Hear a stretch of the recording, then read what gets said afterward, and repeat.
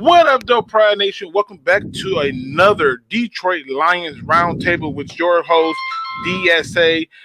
Man, listen, we are so ready to do this, man. I feel like every time we take a long time to get back to the roundtable, my spirit just breaks a little bit. But we're going to have some fun today, okay? We got a nice little group for you today with that's right, I said it, two special guests.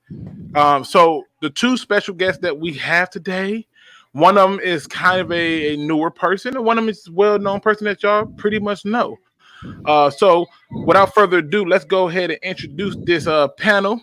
Let's start off with our first guest, Mr. Dose of Dion. What up, though, Dion? What's up, Luke? How you doing? Thanks for having me. Hey, man, listen, we're going to talk some football, have a little fun with it. You did? I'm ready for it. All right.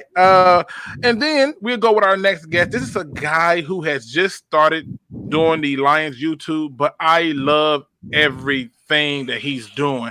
And when I saw it, I made it my personal mission for him to not only get the recognition that he deserves, but for him to be able to actually get his subs up. If you are not aware of who I'm talking about, I am talking about Writerwrong. If you look in my description right now under featured videos, you're going to see his video, his channel. You got to subscribe to it. So again, Mr. Writerwrong, what up, though? What's up? How you doing? Hey, listen, man. Listen, I'm so glad you was like, yeah, I'm coming on. My spirits got a little bit different. I felt some kind of way when you said you was coming. So I just wanted you to know I really appreciate you for coming through, man. Yeah, thank you for inviting me. All right, listen. And then we have the queen of the den, the lovely Miss RachelMarieSports. What up, though, Rachel? What's up, guys? Excited to be back on the round table talking some Lions football. I always feel like the break in between leaves me feeling a little sad. So I'm ready to talk some football tonight. Amen. Then we have Mr. 313 J Mo, the heart of the city. What up, though? What's good? Shout out to everybody in the chat. Y'all know we about to have a good time today, man. The hottest Lions sports show out. Let's go. Let's get it. And last but certainly not least, we have Mr. Jim Bordeau, which is one half of Lions on the Prowl. What's going on, Jim? Not much. What's up, everybody? Going to have a great show for you tonight. And if you could, somebody got to throw Writerwrong's YouTube information in the chat, because we got to get his subs up and things like that, so we can help the new fella out. And he has some really good content, so it's not just we're just doing this for no reason. He's working hard, he's doing good, so we appreciate that if you do that for us. Oh, you know what? Listen, let me do this really quick because I didn't even see he was in the back. My bad. I see him now. We got one more person on the panel, so I guess I'll be doing some rotating game coming in as we go. We got Mr. Nomis J in the building. What up, though? Oh, that's Andrew. I didn't even see that. Lord Jesus. What's up, Nomis? No, I'm just kidding. Yeah, I got a new name, man. My bad. Andrew, don't kill me. All I saw at the top of that lion head. I could not see anything else. So welcome to the show, Andrew. So we'll be rotating you in and out as the show goes on, okay? Yeah, for sure. All right, let's get it, man. We got a lot to talk about because first things first, J-Mo, can you do that roll call for me, or you can't see it? Let me know. No, I got you, man. What's good, everybody? Make sure you like the video, man. We're going to have a good time tonight. It's a lot of things to do. We got Peace and Quiet in the building. What up, though? We got Kyle Webb, D. Williams, Angelo. We got Flight in the building. What's good? We got Chris Cashball in the building. We got Randy Nathaniel. You can call me Funk in the building. D-Map Zoom, Roche in the building. What's good, everybody? We got AF something. I'm not going to pronounce the rest of that. So, yeah. AF Fragile and Fragile. I don't know, man. But it's all good, man. Listen, we are all about doing something. I want y'all to understand what this is. This round table is a round table for Lions fans by Lions fans. Okay? And what I want you to understand is this. Anybody who has just joined us, if you ever decide, hey, I just want to be a part of the conversation, you simply hit me up on Twitter. I am still trying to figure out this Instagram thing. I do not know how to navigate that yet, but I have set up an Instagram. I don't know how that's going to work, but you can hit me up on there as well. I think it's I don't even know how it works. How you got to do the @ symbol, or is it a hashtag? Whatever it is, I'm gonna figure it out. I'm not technologically sound. But listen, let's get into some football talk, people. We finna have us a little bit of a conversation. I figure we start the first question off with a little bit of a little fun one, because I saw this question and I thought I would be very interested in seeing what everybody's opinion is on this. So here's the question that I want to ask you all. If there was one player, I don't care who it is, no matter what the team, where they came from, whatever, that you can add to today's Detroit Lions team, who would you add? We're going to start off with our guest, Mr. Writerwrong. Writer, who would you take? Any player. All right, so picture this, right? Imagine Lawrence Taylor and Trey Flowers on the same line. I mean, you went big or go home, didn't you? I mean, you just picked the best players. I mean, but you can't kill him for it. It's a good pick. Okay, so you right out the gate, you're saying right up the gate that for you're taking Lawrence Taylor. You can get any guy in his prime, you're taking Lawrence Taylor. Now you realize in his prime, he was doing some pharmaceuticals that that was questionable for some people. Yeah. So I know that. But he did get sacks, and he was a pretty good player. I'm not mad at you. Dion, one player in his prime, one to add to this team, only one. All right, I went with a former Lion here. Okay, this was that dude. His rookie season is basically his prime. I'm going with Ndamukong Suh, man. I thought he was like, who had it? I was gonna say that, but I got to back up. I knew it was coming. I would agree with you, especially if you do it based on need. But I'm with you. Right. So Ndamukong Suh for you. Yes. I feel like he just sets the tone, man. I love it. Man, God. Okay, you. All right. I'm gonna try to be last. Jim, you get one player. That's it. No matter who it is, they dead or alive. One player in his prime. It's weird. I'm going with Ray Lewis. Middle linebacker. Okay. Tell me why. Captain of the defense. He was amazing at his position. It's a position of need, and I think we have a defensive huge need there, and I think that would be just the perfect person for this defense. Okay. Listen, I'm not mad at you. Listen, I'm seeing some names pop up in here. I'm seeing Ndamukong Suh. I'm seeing Derek Thomas. Flight went way back. He went to Derek Thomas. I'm seeing Michael Strahan. I'm seeing Barry Sanders. It's a lot of Barry Sanders coming here. Everybody like, give me Barry Sanders all day. All right, Rachel, the queen of the den. Give me one. I just need one. I don't care who it is in their prime. Who are you taking? Well, I feel like this answer might be the most basic, but if it's basic, I am okay with being that today because I want to see Barry Sanders and Matt Stafford. I do not think. I mean, can you imagine? I can't. I'm just thinking, and I'm like, it could have been a whole different lifetime of Lions football for me. Now, the Larry Allen pick that I'm seeing from Chris is not a bad one because with Larry, somebody getting moved. You guaranteed whatever hole you didn't have, it's going to be there this time with Larry. Okay. All right. 313 J-Mo. One player in his prime, no matter who he is, dead or alive, who are you taking? Well, this isn't my first choice. This is like my 10th choice because everybody wants to say all of the good players that we want. Listen, you get a whole pool of them. I mean, but see, I really wanted to take Barry, but I can't. So since I can't take Barry, I'm going to take primetime Deion Sanders. So you up there with K-Man. He wasn't just a cornerback. Yeah, he wasn't just a cornerback. He returned kicks. He did a lot of stuff to impact the team, and he played defense. I'm going with him. I do like AF because, believe it or not, Warren Sapp is my favorite defensive tackle of all time. And so I would be okay with that. Andrew, one player, I don't care who it is, in your prime, get it how you live it. You can add it to this year's team. One player. Man, so I trust our offense, and I think our pass rush is so weak. And it has been weak. So I'm going to go with Aaron Donald to just completely disrupt the offensive line, man. The person we could have had that we don't have. All right. J-Mo, before we do, I'm gonna kick off with the next question. But my answer is I want Reggie White. I would take Reggie White right now in a heartbeat. So J-Mo, I'm gonna let you take over really quick. And I'm gonna take this phone call for my job. All right. So we got our next question. The next question is: do you think Matthew Stafford will pick up from his MVP season and his MVP play last year? We're gonna go to you, Dose Dion. Okay, yeah, without a doubt. I think Matthew Stafford is coming back, man. I think he has a great season next year. You know, I think, man, he's got a big year ahead of him because they know they need to be successful. You don't want to see a change in, front office. He's been through a lot of changes at head coaches, but with the weapons they have around him, if this dude's healthy, with Darrell Bevel last season, just going back and watching him, man, I love how they open up a lot of different things. They do a lot of mixes, whether it's screens, short passes.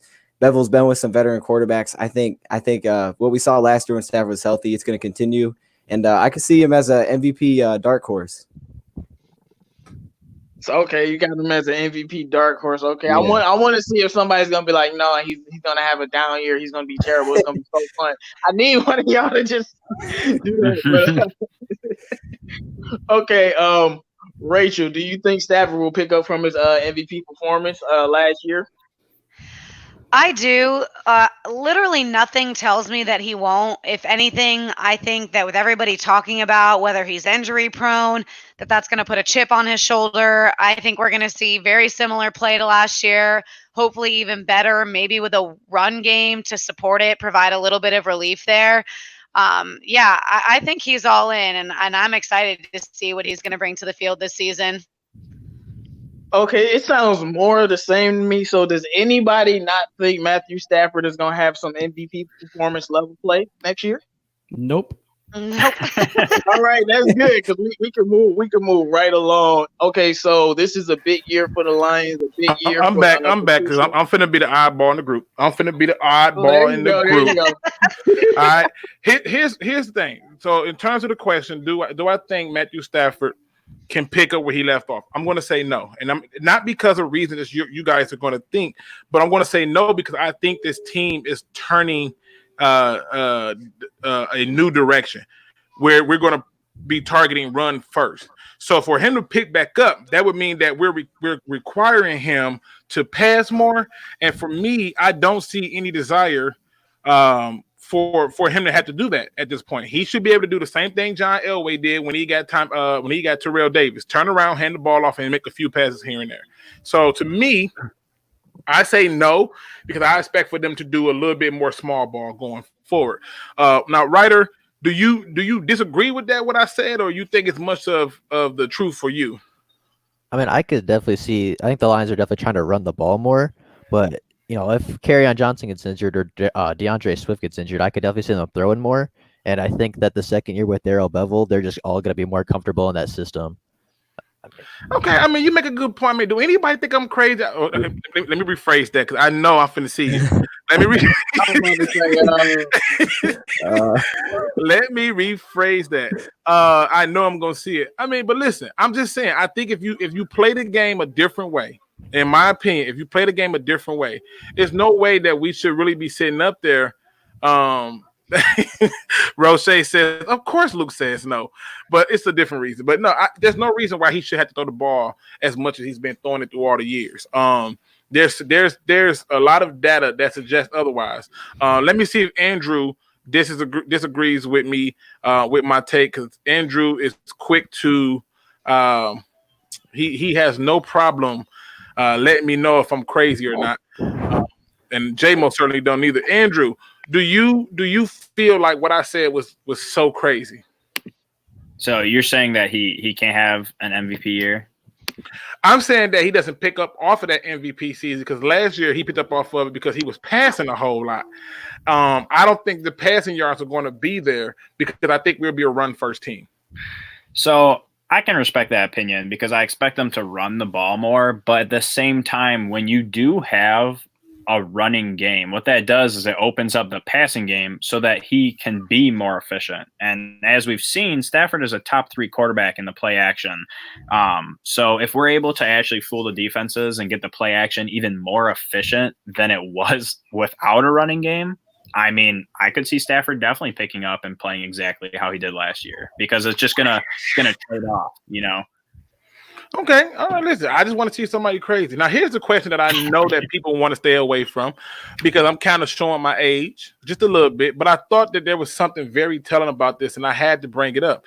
And that question is what does this Lions team under Matt Patricia have in common with the 1991 team under Wayne Fontes? We gonna start this off with you, Dion. What do you think they have in common? Yeah, this one's tough for me. I don't. Honestly, you guys know I wasn't alive back then. Not even near that. And I know it's a toughie. I know it's a toughie, but did you do any research that would make you go, I can see it or no? Okay, so the only game I would say that I've actually watched of that 91 season is the playoff game. Yeah. And I would say it kind of makes me think of a flip-flop in the playoff game because when I saw that, Eric Kramer stepping in, obviously we had Barry and he was the MVP of that team. So I kind of see like the opposite, with our 2020, like similar, just different way. I see like Matthew Stafford's been that guy. He's been our Barry. And when a guy like Swift and Carry-On, those guys come in, it'll be like when Eric Kramer had the nice playoff game because I feel like the focus was on Stafford or focus would have been on Barry. It's kind of flipped around. So now maybe like you're trying to take away, the passing game, Kenny Galladay, Marvin Jones, and that's when I see Swift Carry-On possibly having that big year. But aside from that, man, I honestly okay. Listen, I'm not gonna kill you. Okay. Now we're gonna go to another person who can show his age with me because I'm starting to feel real old. Mr. Jim, did you notice anything that this team has in common with that 91 team? Their name is the Detroit Lions. They were a very talented team, wide receiver wise. So they had Herman Moore, Brett Perriman, Johnny Morton. You listen. You're on to something. You're just not there yet. I'm telling you. Okay. We had a really good offense. They ran a run and shoot offense in 91. Mm-hmm. And so in that offense, Barry Sanders got a lot of yards because they spread them 4 wide and then they handed the ball off to Barry. But I'll be honest, I'm not following to be quite honest. So I'm gonna tell you what I noticed. All right. I'm gonna tell you what I noticed. The first thing was during that 91 season, the Detroit Lions had one of the top rushing attacks in the league. That's one of the things I believe that will repeat this year. The other thing was if you go to the season, Wayne Fontes in his first 2 seasons as the Detroit Lions head coach started out really, really bad. I mean, really bad. To the point where he took over a team that went 4-11 and he went 7-9. Now you may be thinking that's not that bad, Luke. It's not, but it's not good. The following year he went 6-10. It was his 3rd year where the Lions had their best season at 12-4 and won the division. So what does that tell me? This Detroit Lions team has that same setup because in that year, the division that year had a multitude of teams who had retooled and had lost players, added players, but the Lions' rushing attack and heavy loaded defense is what they have in common. And some of the players that were mentioned in that group, which was another thing, was they ran a 3-4 defense back then. And what kind of defense do we run now? 3-4. 3-4. Just a little bit of fun fact. Just wanted to have some fun with y'all. That's all it is. Andrew, did you see anything in common? I'm gonna be honest with you. I'm just like Dosa Dion. I'm too young for that, man. I know it's insane. J-Mo, what about you? Anything in common? Yeah, I definitely saw some things in common. It's just it's a few things that I didn't because that team went through a lot of adversity. You had one of the offensive linemen career be ended and 2 other starting offensive linemen go down, quarterbacks go down. And from that team, I'm getting they faced a lot of adversity and they showed a lot of potential. And I think that this is one of them teams that they haven't faced the adversity well. I mean, they lost every game once Stafford went out. That's not really facing adversity, but I do think they'll be able to adapt better with all of the skill positions. And then when I look at the offense, our wide receiver group is pretty good, but I think this is a team that's going to be resilient. And when you're looking at what was his name, Pat Schilling, he was Defensive Player of the Year. So if I'm looking at any player that could be Defensive Player of the Year, I don't know. I'm gonna just go with Trey Flowers. If he can play up to that, maybe it can. Maybe we could do something because that team was special. They was loaded on both sides of the ball, and they had the Defensive Player of the Year, and they had Barry Sanders. That's ridiculous. So I think we compare to them in those ways, though. Okay, listen, I just wanted to have a fun with it because I started going through looking at different little pieces, and I was like, what do you know? In our third years, where we look, my son getting excited about it. He like, yes, talk to him, Dad. Writer, what do you think? I mean, I know you obviously too young to know about it, but did you notice anything in any research where you can look at it and say, hey, I saw these different things? I mean, the only thing that I really saw is that they were a rushing team. They wanted to run the ball early. They wanted to run the ball often. And I think that's the mindset going into this year. But other than that, not a ton. I mean, all right, listen, I'm with y'all. All right, let's go. It's one more thing though. You thought something else, huh, J-Mo? Yeah. Because I definitely think this is gonna happen. The Lions defense was ranked 30th, I think, the year before, and then they went to a top 10 defense. So you did see it. I'm gonna post that in the tweet. I was gonna post that. I was gonna post that Lions fun fact. I was gonna post that. And then so I think we were 28th in defense. I did say I think we can be like 18th or higher, even like I think we can be like 15th, 16th in rushing. And I think that's very realistic for the Lions. Hey, I'm just saying that. Listen, James is saying Luke is slowly but surely becoming Team Patricia. When he win that division, I'm gonna be all the way Team Patricia. But if he don't win that division, we gonna have another problem. I'm just gonna be honest with you. I want a division win, and anything less than a division win for me is not acceptable. Now, the next question that's coming up is one that I had to add into our group because there was a healthy amount of things being said that threw me off, and it all started with one NBC Sports. And here's what they said. NBC Sports said, and I quote, not me, NBC Sports, they said that the pressure is on Stafford to drive the Lions to success. Do you agree with that, Dion? I think the pressure has always been on Matthew Stafford for the amount of time he's been here because he hasn't had much of a supporting cast. So I would say the pressure is always there, but at the end of the day, man, I think it's got to be defense. You know, when you look at what they did offensively last season and the games that they were losing, even with backup quarterbacks, some of those games they were playing all right. I think you know the defense really has to be. You have a defensive-minded coach. It can't be one of the worst in the league. You always have to put a supporting cast, especially around a quarterback who's coming off an injury. So the pressure is always on him in my eyes, but that defense has to be better. I agree. I agree with that. What are your thoughts on that, Rachel? Do you think that the pressure is on Matthew Stafford to be the driving force behind the success of this team? I think that pressure has kind of always been on him. I mean, last season prior to his injury was probably the least complaining I heard from the, Stafford can't win anything important, those Lions fans that are Stafford haters. So I think it is always on him, but I think it's more so this season for me, split between him, between the defense, between Coach Patricia, absolutely. And I would say probably the most pressure being on Patricia. Okay. All right. Listen, I'm going to bounce this over to you, Jim. Do you agree with NBC Sports who said that the pressure is on Matthew Stafford to will this team to success? I don't know. I think he puts pressure on himself every year. I think that comes internally from him anyway. So I don't think it's extra, but I think the pressure's on the running game in this team and the defense. I don't think it's all on Stafford's shoulders anymore. And I also think the head coach should be feeling it a little bit too. Okay. Now, if you have just joined us, we appreciate you. Please make sure you hit that like button, hit that subscribe button if you have not. Each member and everybody on the panel channel is linked in the description. So you simply go in my description and you click on that link and then go and hit that subscribe. We also have on two special guests today. a brand new Lions YouTuber who I love his material, which is Writerwrong.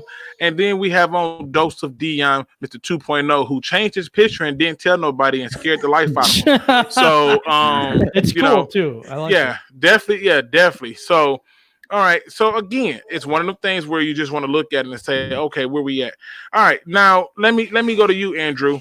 Do you think the pressure is on Matthew Stafford to will this team to success?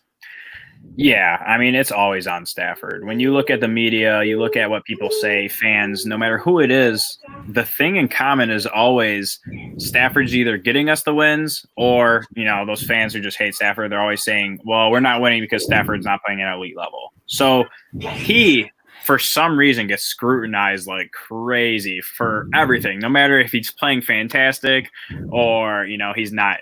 It doesn't always equate to wins, and in people's eyes, that's the quarterback's position. He's supposed to be getting us the win.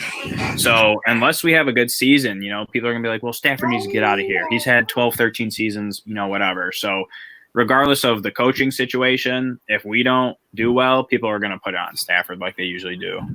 Okay, J-Mo, what are your thoughts on this? Do you think the pressure – first of all, I'm going to read this message from the general review who says, how can they say there is pressure when nobody expects us to do anything? I mean, that's true. Nobody expects us to win anything. That's a good point that he makes right there. If nobody is expecting you to win anything, how is there any pressure? That's a good point. But, J-Mo, what are your thoughts on this? I mean, when talking about this idea of pressure on Matthew Stafford, what do you say? Yeah, I got a couple of things. Steve-O said Pat Swilling wasn't on the Lions. He was on the Saints. My fault for being wrong on that. But to answer general view question, the reason why it's pressure on Matthew Stafford and there's immense pressure on Matthew Stafford is everyone with eyes knows he's a top 5, top 7 quarterback. And whether they want to say it or not, they don't care what team is surrounded you by. When you're that good, you're supposed to be winning football games. It's just like that, but he plays for the Lions. But the pressure is immense because if Patricia gets fired this year, Stafford will probably get traded. So if he wants to stay with the Lions, he's going to have to ball out, and he's just going to have to put the team on his back. I don't like it, but the pressure is really immense this year because if we are not a successful team, the whole team will get blown up, and he probably won't be here anymore. And considering he's been hurt the last 2 years, like in his interview, he seemed really angry about being hurt. So he put a lot of pressure on himself to be healthy and for all 16 games for the team. I think the pressure is at an all-time high. He has all of these weapons. They got him every toy and car in the book. I mean, he got tight ends, receivers, and running backs, and maybe an offensive line. He got everything, not on defense, but on offense. He has everything, and it should be enough to at least get us in a division win, especially when our opponents are at their weakest. We're at our strongest in a sense, and our opponents are at our weakest, besides on defense, of course. Okay, Ryder, talk to the people, man. What are your thoughts? You think that there's a level of pressure for Stafford to will this team to success? I mean, I think that just that's the nature of the quarterback position. I think that, when you're the signal caller for an NFL team, there's always pressure on you to win games because you're the face of that franchise. I mean, everybody looks at you as, the signal caller, the guy that everybody looks to, when the game's not going well. And I think that that's just kind of the nature of the position that Stafford's been put in. Okay. So let me ask this question because I think that this is something that needs to definitely be looked at. For me, there is no pressure on Matthew Stafford at all, like none. All the pressure relies on Bob Quin and Matt Patricia. That's what all the pressure. Like they're the ones with it. I don't remember nobody in the media from the Lions coming out and saying, "Make a playoff game or you out of here, Stafford." I heard them say, "Be a playoff contender or you out of here, Matt Patricia and Bob Quin." But I didn't hear that for Stafford. So to me, the idea that they would say that there's this level of pressure for Stafford don't sit well with me because to me, where's this pressure coming from? Who's responsible for this pressure?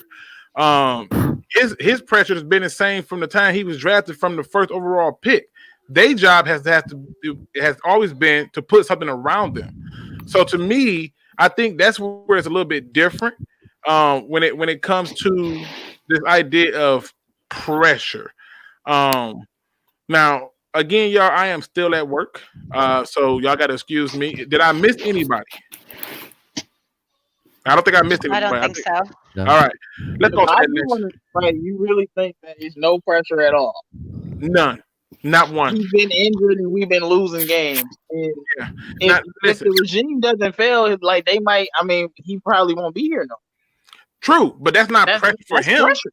That's That's not pressure for definitely him. pressure. Not for him, it's not, because you got to keep in mind that for Stafford, what difference does it make if he's not going through another But you reset? ain't, it ain't know what different I'm it gonna tell you matters. why. I'm gonna tell you why. He wants to be a Lion. He just went over there in his interview how he wants to be here. Listen, It matters. everybody say that, and Dominic Sue wanted to be a Lion. Jeff, Yeah, but Okuda he wanted to be a meant it Lion. though. It's a difference. I know. But they all say it, and all I'm saying to you is this: at the end of the day, when it comes to pressure to will this team to success, he has not been a reason they have not been successful. He's been a reason they have been relevant. So to me, off rip, the pressure then falls on the head coach to get it done. The only thing that's been said is he had to have his guys. He got them. So where's the pressure for Stafford at? Yeah. You gotta win games. You gotta be a playoff team. You can't, have a losing Right. season. But that mandate was for a general manager and head coach. I'm not talking about a mandate. I'm just talking about having a team that's like winning, especially when you're looking at the other teams in the division. It's definitely some pressure. It's definitely pressure. I won't say it's no pressure. It's always pressure. And this year it's a very weird year. This is a year that we got to have some success. And I definitely think he feels some pressure to get things done, because all of them weapons he got, like, you got to be able to produce. It's got to be like 2014 and 2011 type. Now, it's funny you bring up that term weapon, because with all the weapons on the Lions offense, then that gets us into our next question. With all the weapons on the Lions offense, who you think is going to be that surprising weapon on defense? Let's start off with you, J-Mo. Who you think is going to be that surprising weapon on defense? I mean, I'm not going to say the guy that I usually say. Y'all know I love my boy Tracy Walker. But I think the surprising weapon on defense is going to be Julian Okwara. I think this guy's going to be – him and Trey Flowers are going to lead the team in sacks. And I think he's going to be very impactful and not just rushing the passer. I think he's going to be a very great player, and he's going to surprise a lot of people, because people have mixed feelings on Julian Okwara for whatever reason, but I think he's going to have a huge impact, because now that Jamie Collins is here, it just frees up a lot of things, and he's going to have a simple job, and I think he's going to be able to do it. Okay. All right. What say you, Dion? Who you think is going to be that surprising weapon on defense? We know what we got on offense. We cannot deny it or ignore it. But what about on defense? Who you think is going to be that surprising one? All right, so I think the Lions moving Snacks Harrison was huge, and I think they made a big upgrade on a cheap signing with Danny Shelton. But that's not my surprise. My surprise is a guy who in 2018 played really well, and he kind of got forgotten about last season when he didn't have the same numbers. I'm going with Romeo Okwara. I feel like with 2018 with Snacks, with that defensive line opening up things, he was one of the leaders in sacks. I think he had 7.5. And last season he dropped to 1.5. He still had almost the same number of quarterback hits. I feel like he's close. And if you upgrade that interior with guys like Collins and other guys take pressure off, I think Okwara is going to have a nice season. Is that because his brother got picked up too? I mean, what you think going on over there? I'm a little worried about that.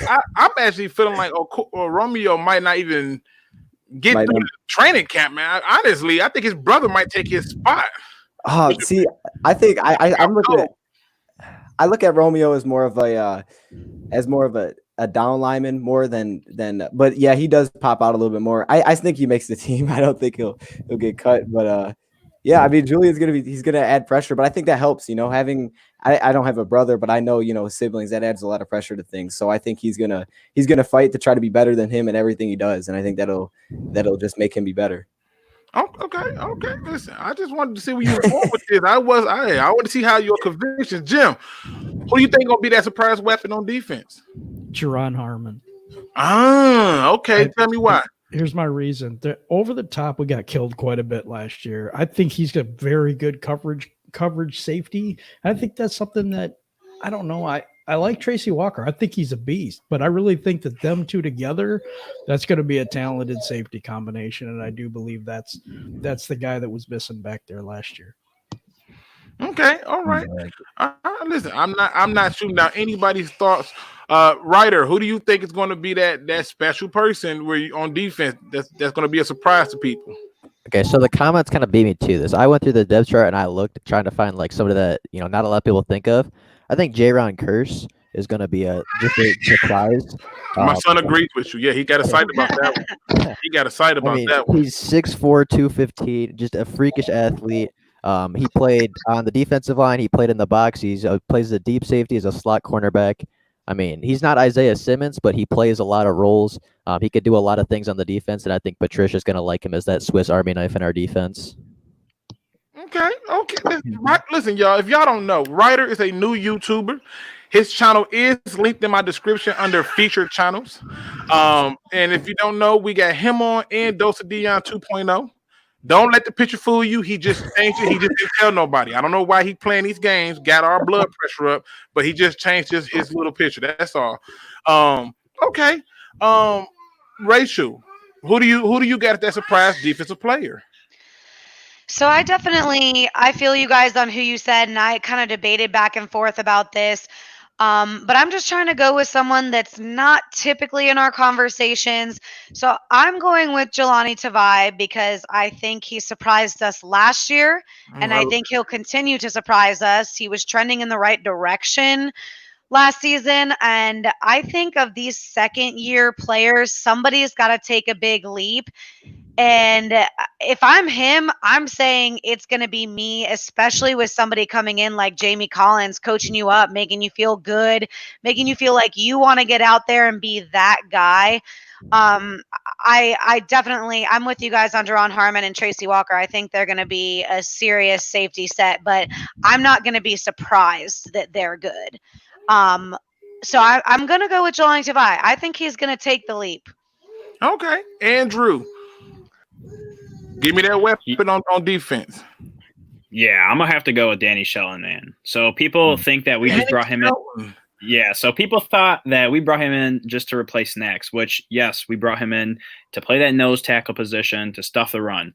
But I was watching tape on this guy, and he can rush the passer and collapse the pocket. And if you haven't seen that or you didn't know that, go watch some tape. I've seen him break through double teams to get after the quarterback. So I'm pretty excited, and I think he's going to show a lot of people wrong that he's not just, a systematic player. So he's going to be a beast. Okay. Yes, all right, listen. I'm finna blow everybody's mind because I've been paying attention to some stuff, and I've been looking at a whole lot of old Lions film. Shout out to the NFL Game Pass for giving it to us for free. I've been watching a whole lot of film, and the person that I think is a weapon that we're not talking about is Austin Bryant. Now I know this is sounding crazy, but let me just help you get to where I'm coming from with this. So I was looking at Week 1 against the Arizona Cardinals, and I noticed that they did something very intriguing. They took Devin Kennard, and they obviously had him still playing the jackbacker.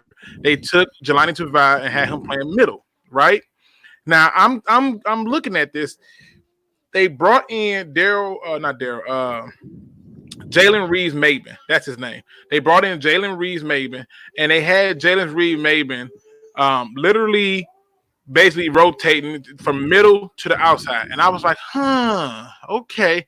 And what I started noticing was they had a tendency to drop those two jack linebackers into the defense when they was rushing 5 and sending Jelani Tavai up the middle. And I was sitting there looking back at some old college film of Austin Bryant, and what do?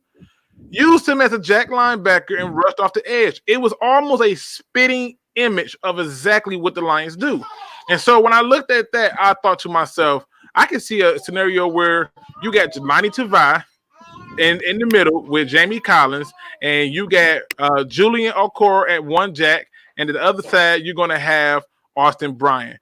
I think that you're going to see a lot of Austin Bryant and coming out the gate giving all kind of hell. I just really feel like that's where we're going to end up going with it. So for me, he's that guy I think is going to be that surprise weapon because I think he gives them the best chance to to keep that same system that they've been running. So it's a good thing. I know y'all think I'm crazy, but I'm just saying I think Austin Bryant's going to do something. Okay.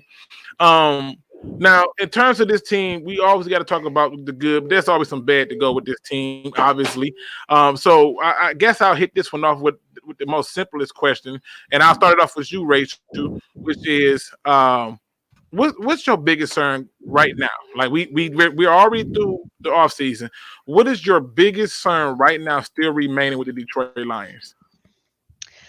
I know that some people in the chat are gonna say, no, this is fine. I'm still just not completely sure about the pass rush. I think this is what's going on. There's a bunch of, well, this person was like that in college, or this person's coming from this team like that. But what I see is a bunch of there's, if everything works out here, and that makes me nervous because everything doesn't usually always work out. So I get a little bit scared that we base things completely off of like, hey, you saw this guy do that there and this guy do that there, so they're going to come here and that's what they're going to do. And I want to believe that, but it just doesn't always pan out that way. I did think that we were going to put just a little bit more into that pass rush and maybe even the defensive line. Like I said, some people are going to be like, no, it's fine because of these reasons. But realistically, there's a bunch of if everything works out in it. The chat got me up here rolling. Now, Funky, aka Funky Luke, aka George Moore, he says, I've been saying that same thing, Luke, that they will rotate Okoro and Brian in with the nickel. Yep. Andrew, nice pick, bro. Look, they're giving praise now. Clemson plays a clear defense. Patricia's a lot of multiple fronts and hidden coverage. Yep. James the Kai said his biggest concern is Okuda. Ouch, James, you gotta drop something in there and tell us why on that one, man. Tell me what's going on with that one. Okay. Let's go with you, Andrew. What do you think? The biggest concern this season? Oh, it's 100% coaching. I mean, you're not even gonna sugarcoat it, huh? And I'm not one to like go out and bash coaches or anything, and it's not going to be that. It's the fact that there's so much uncertainty revolving our coaching staff. So we have a new defense coordinator, we have a new linebacker coach. We have a lot of new coaching in general because we fired so many of our coaches from last year. So we already didn't know what we were getting with Patricia last year, and then we saw what happened. And then we go out and we bring a lot of players that fit his scheme. But is that going to translate to them finally being able to put the scheme together or not? And then on top of that, there's just so many variables. So I think coaching is the biggest concern for me. I'll talk about coaching when the season over. I'm leaving the coaching alone for right now.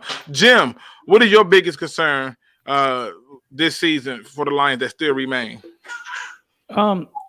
I think defensive line is the biggest concern, but I also think we've turned over a lot of this roster and we don't have the interaction that we usually have in the offseason. And I think that it's going to be difficult to turn this team around with all the new players and all the new pieces and stuff like that to get everybody gelling, offensive line, defensive line.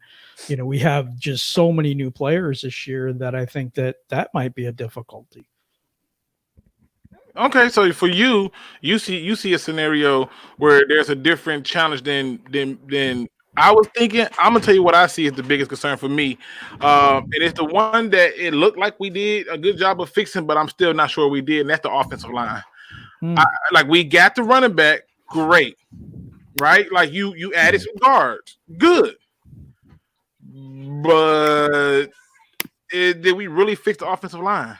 Like you still got Taylor Decker, who can be a liability at times, and then on top of Taylor Decker, you got to still look at it and say, okay, Joe Dow. I mean, are we really finna like be all hype about Joe Dow?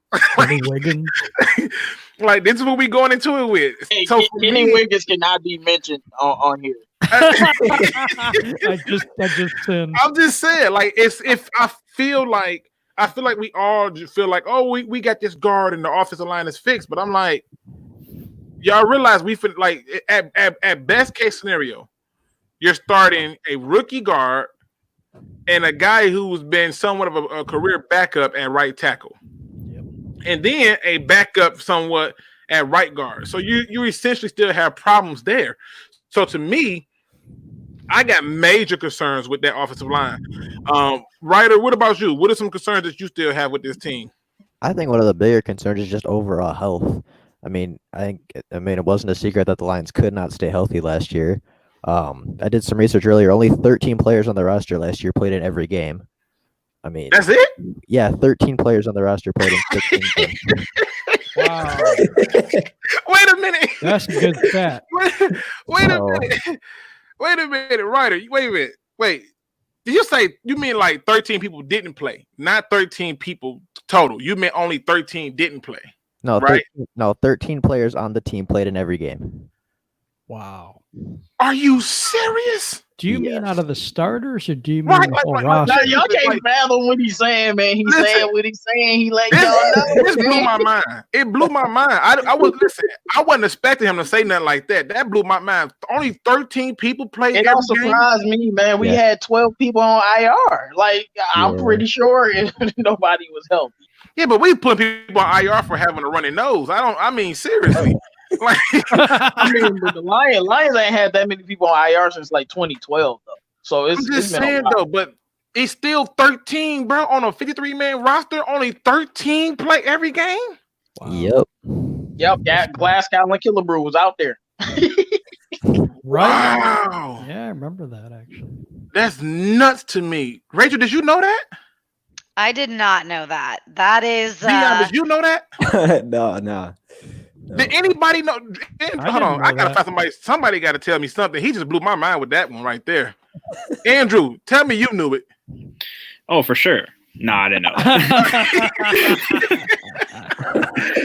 That's a pretty good stat to have, but like I don't know how you go out and find that stat. I mean, right? Who thinks? Listen, again, if you have not subscribed to this man's channel, Mr. Writerwrong, a Lions YouTuber who's new, he only had 37 subscribers. He need to be way up there.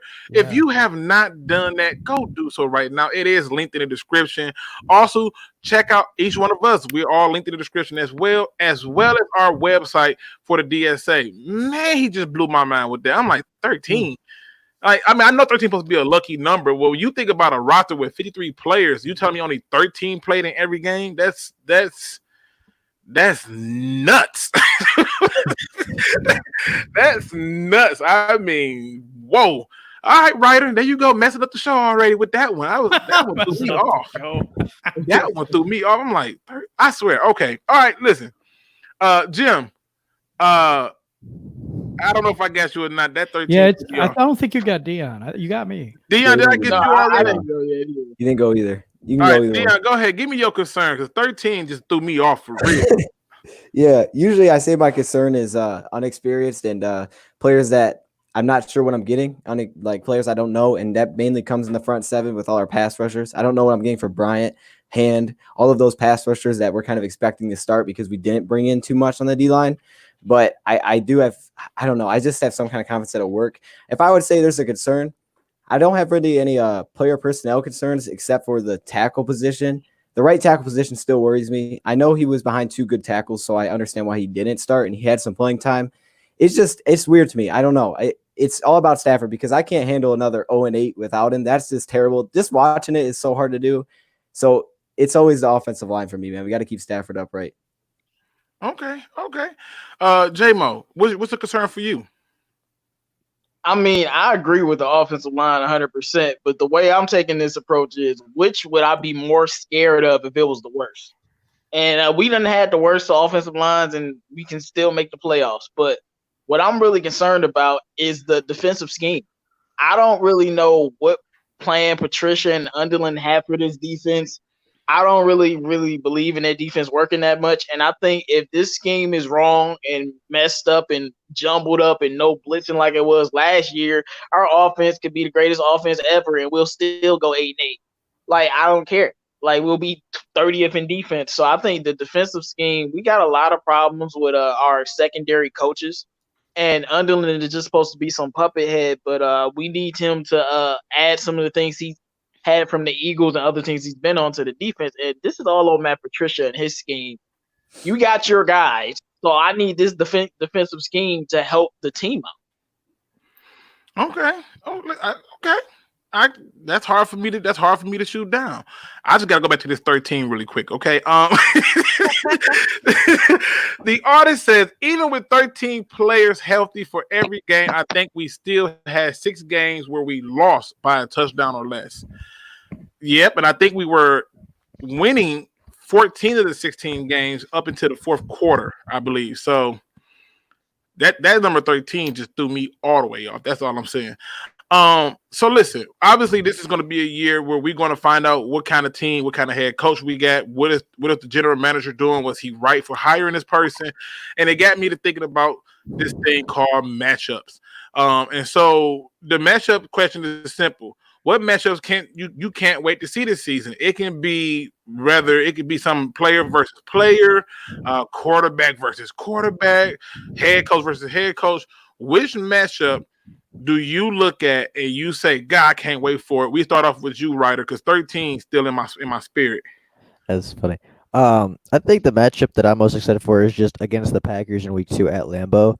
I think the Lions. This is a revenge game for the Lions because they deserved the game last year. Penalties really, hurt the Lions last year. They shouldn't have been called, and I think that the Lions just need to go and prove that they should have won that game. I mean, okay. All right. Let me ask you this because I don't think people know. Tell the people who you is and how they can find you. Because I want you. You got to get more subscribers than what you got going on over there. Tell the people who you are, man. Talk to the people. Yep. Okay, so basically, I am at the point where I'm starting to look at what I want to do for, the rest of my life, basically as a job, and I love talking football. I annoy most of my family members because I want to talk so much, and just I've decided to start a YouTube channel talking about the Lions. I really enjoy the Lions. They're my favorite team in the world. I'll support them whether they go 0-16 or 16-0, and I just am very passionate about my Lions. Hey man, if you have not subscribed to him, it is linked in my description under the featured channels. You got it, man. You got to check him out. He's already doing game by game predictions for the season. He had one video where he talked about the Lions not getting a fair shake, and I'm like, yo, he owned it. So if you have not done so, you're missing out big time. Okay, Dion. Favorite matchup? Favorite matchup. What you waiting on? I can't wait to see it. Okay, I would say my favorite matchup is probably going to be this new secondary and the scheme against Tom Brady and the Buccaneers. Ooh. Going back to 2018 when we played well against them, when we kind of shut them down. I want to see that again. I think this could be a really big game. This could be a turning point or this could be a playoff game basically. So I need to see this young secondary, Kokuda. And they have good weapons now. I think the Patriots have. I think the Buccaneers have better weapons than what they had with New England. So I want to see how they handle a veteran quarterback and how Patricia's scheme looks like a second time around. Okay, Angelo says he want to see Okuda versus Devontae Adams. Either he's going to be rookie ties or show that he belongs to the. Yeah, he shut down Devontae Adams, boy. I'm gonna tell you something right now. Devontae Adams route running is so sick it made Chad Johnson cry, literally, like no joke, at how beautiful it was. So I'm just saying. All right, for me, the matchup I can't wait to see is Week 1 against the Chicago Bears, our offensive line versus that defensive line. I really want to see what that matchup looks like and see what we can do. Can we run the ball? Can we keep the quarterback upright? That's going to be huge for me. All right, J-Mo, what matchup you can't wait to see? I love when they on the schedule every year because win or lose, I know it's always going to be an amazing game. And that's Week 4 against the Saints right before the bye week. Matthew Stafford versus Drew Brees. I mean, they're 3-3 versus each other in their career, whether it's at home or in the Superdome. They won both games in both places, so I think that's going to be. I know a lot of people don't have us winning that game, but regardless of that, I think that's going to be a crazy shootout type of game like it always is. It is going to be one of the most exciting games of the season. Like, even when the Saints drill us and score 50, we somehow score 38. So that's not going to happen again, though, so don't worry about that. But I think it's going to be that game for sure. Drew Brees and Stafford, going off. Sadly, the defense is not going to show up that day. Okay. All right. Listen, I'm not killing nobody's stuff. Broken Lion 69 says I don't want to see the Lions versus the ref. I don't. Every time they lose, every time the ref get involved. Yeah, that's a bad matchup for us. Every time the refs get involved, we got problems. I'm just saying, I'm scared about it. That's like an innocent. That's like a regular man fighting Mike Tyson in his prime. Like it's instant death. You don't want that, bro. You don't want that. Now, K1520 Lion says people don't realize we had a better team than our record. Now, K1520 Lions, I have never seen you in the chat, so that lets me know that you're new because I do pay attention to the people who's in here. So, welcome to the show. Please hit that subscribe button and tell a friend because we do this every Tuesday and Thursday. It's not going to always be on my channel, but if you hit that notification bell, I always post where it's going to be. It could be on my channel, it could be on Lions on the Prowl channel, it could be on RachelMarieSports channel. You just want to make sure that you subscribe so that way you're notified of when it's going down. We do this every Tuesday and Thursday. Now, Jesus, I mean, Jim. Yes. Jim, okay. I want to make sure you're good, Jim. No, all I'm right. good. Jim, what's that matchup? The one you just like, I can't wait to see this one. You should know this already. I know what you're going to say. It's the Bears. Why? Okay, so here's the story. Okay, my wife is a Bears fan, so this is an event. Okay, you know what I mean. So it's the first game of the season. We haven't seen either team in the regular season. We'll see them hopefully in preseason, but it's the first game, and it's the Bears versus Lions. So that's got to be my number one for more than one reason. We get to see what this team is made out of right out of the gate, first 2 weeks of the season. Okay, I'm not mad at you. I knew you was gonna go with the Bears from the misses alone, but I was like, he gonna switch it up out of here. But you like, nope. The rivalry is real. You know, you think peanut butter's better than jelly, but hey, at the end of the day, they good together. Just want you to know that. Yeah, for sure. They good together. All right, Miss Queen, tell me, what is that matchup you just cannot wait to see? Right off the bat, I'm just like, I just can't wait to watch any game. I just can't wait for football. Right.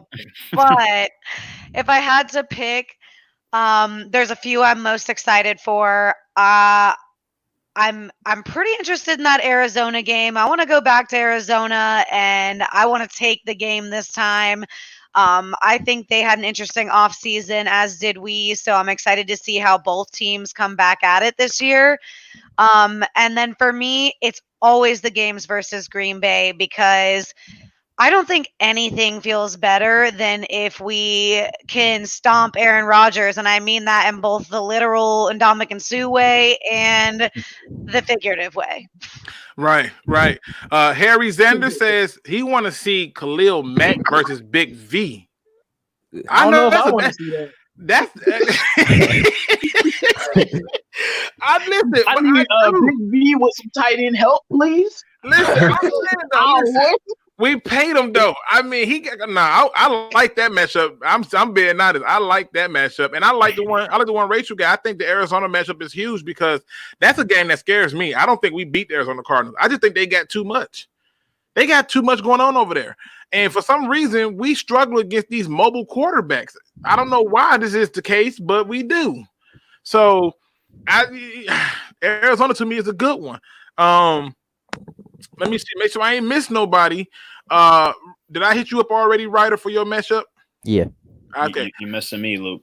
I'll finish up to you next. Andrew, give me. Listen, y'all don't understand how hard it is to work and do all this. It's a lot.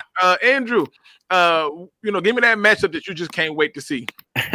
So I love your guys' picks, because obviously if you don't start off hot with week one, it's just not going to end well. We saw what happened with the Jets, and we saw what happened with the Cardinals the past 2 years.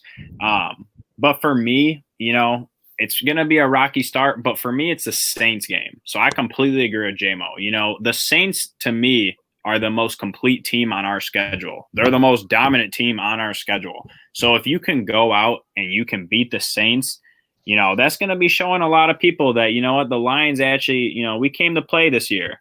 And on top of that, it's a home game. So it's important to be able to beat good teams at home, because we always tend to struggle with the tougher opponents at home. And then you also have Drew Brees, my boy Drew Brees, that for some reason, every time we verse them, it seems the points go over 80. You know, like it's like an 80-point game combined. So I'm really excited about this game. I think this is just going to be, you know, touchdown to touchdown game, and it's really going to test our team and really see what we're about. Let me play a little devil's advocate with you, Andrew. Wait, No, hold on. You said that the Saints is going to be the most complete team that we go against. Yeah. You think they are more complete than the Bucs? See, I already know you and J-Mo were going to bring this up. So, I'm just my playing a little devil's advocate. That's all. Yeah, for sure. So my thing is the Saints have asserted their dominance the last couple of years. They've definitely been one of the most consistent teams in the NFL. And then you don't really know what we're getting from Brady. You know, if Brady plays at an elite level, I mean, they could potentially be the top 2 teams in the NFC as a whole, you know, but we don't know what we're getting from Brady. We don't know what we're getting from their tackle they just guarded. There's a lot of uncertainty. You know, is Gronk going to be as elite as he was? You know, they don't have the greatest run game, so how is that going to impact their offense? So I'm going to go with the thing that, like, I mean, the Saints have been dominating their division, you know, so I don't think Brady's just going to come in and take that over. Say this. Whenever the Saints have competition in the division, they lose the division. Last 2 years, them other 3 teams haven't been that good. Before that, Atlanta was popping, they won the division, and then Carolina was popping, they won the division.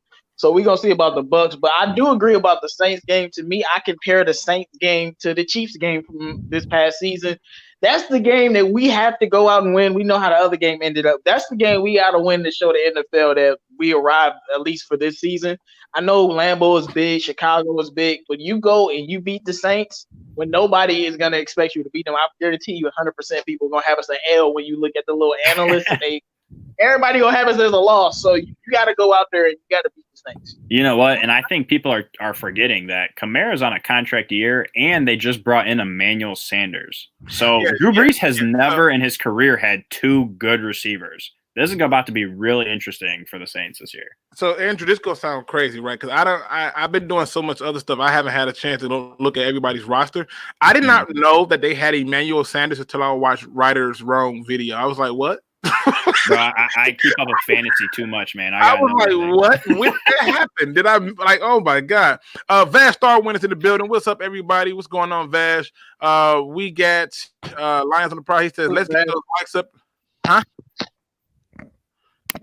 Oh, okay. I said, what's up? What's good? The Bash, man. That dude live. What up? That dude thought that I blocked him. I'm like, I don't block people. I don't block people. I can ignore the best of the best. Trust me. I just don't block them. But yes, see, I told you. I don't know what was going on, but I'm glad we got that fixed. I mean, that's an interesting pick right there. Did I miss anybody on that question about the matchup? So I feel like I hit everybody already. I think you did. I believe I did. All right. So now I'm going to the next question because I think that I've been kind of waiting for this one because this question right here, this one blew my mind. And it blew my mind for 2 reasons. One, it's the source. 2, I don't understand how they came to this.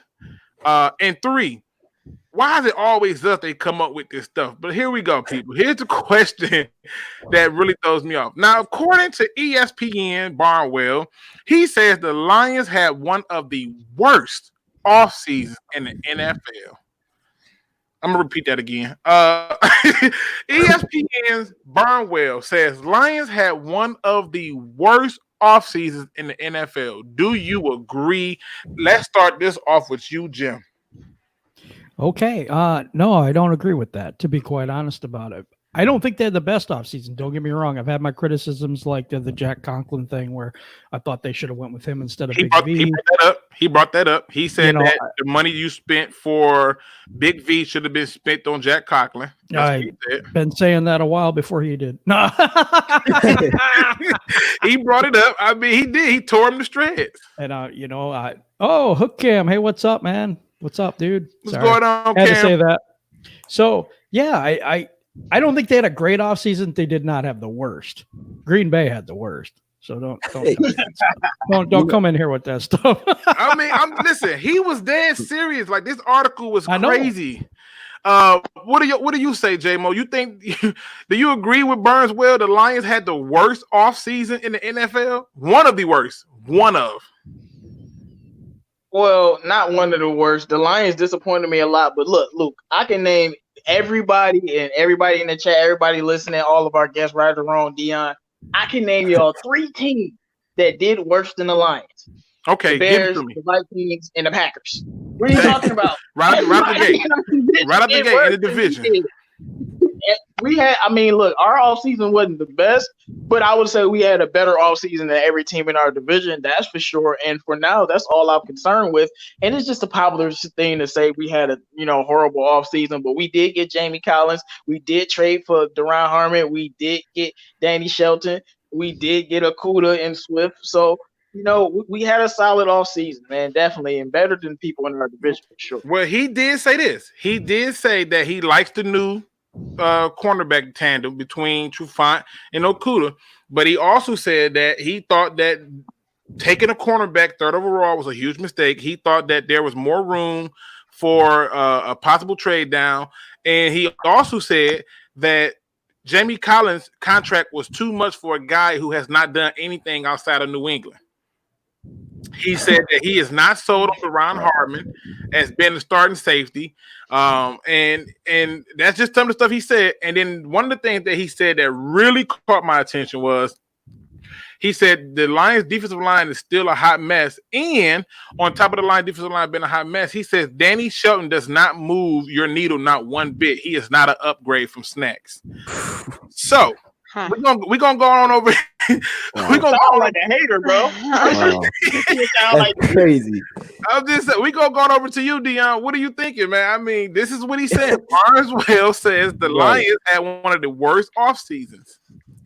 I was reading that article a little bit, Luke, and I was checking that out earlier. And I had to leave. I had to close the tab when I saw that the Packers had a better offseason than we did. I was like, okay, all right. No, I completely disagree, man.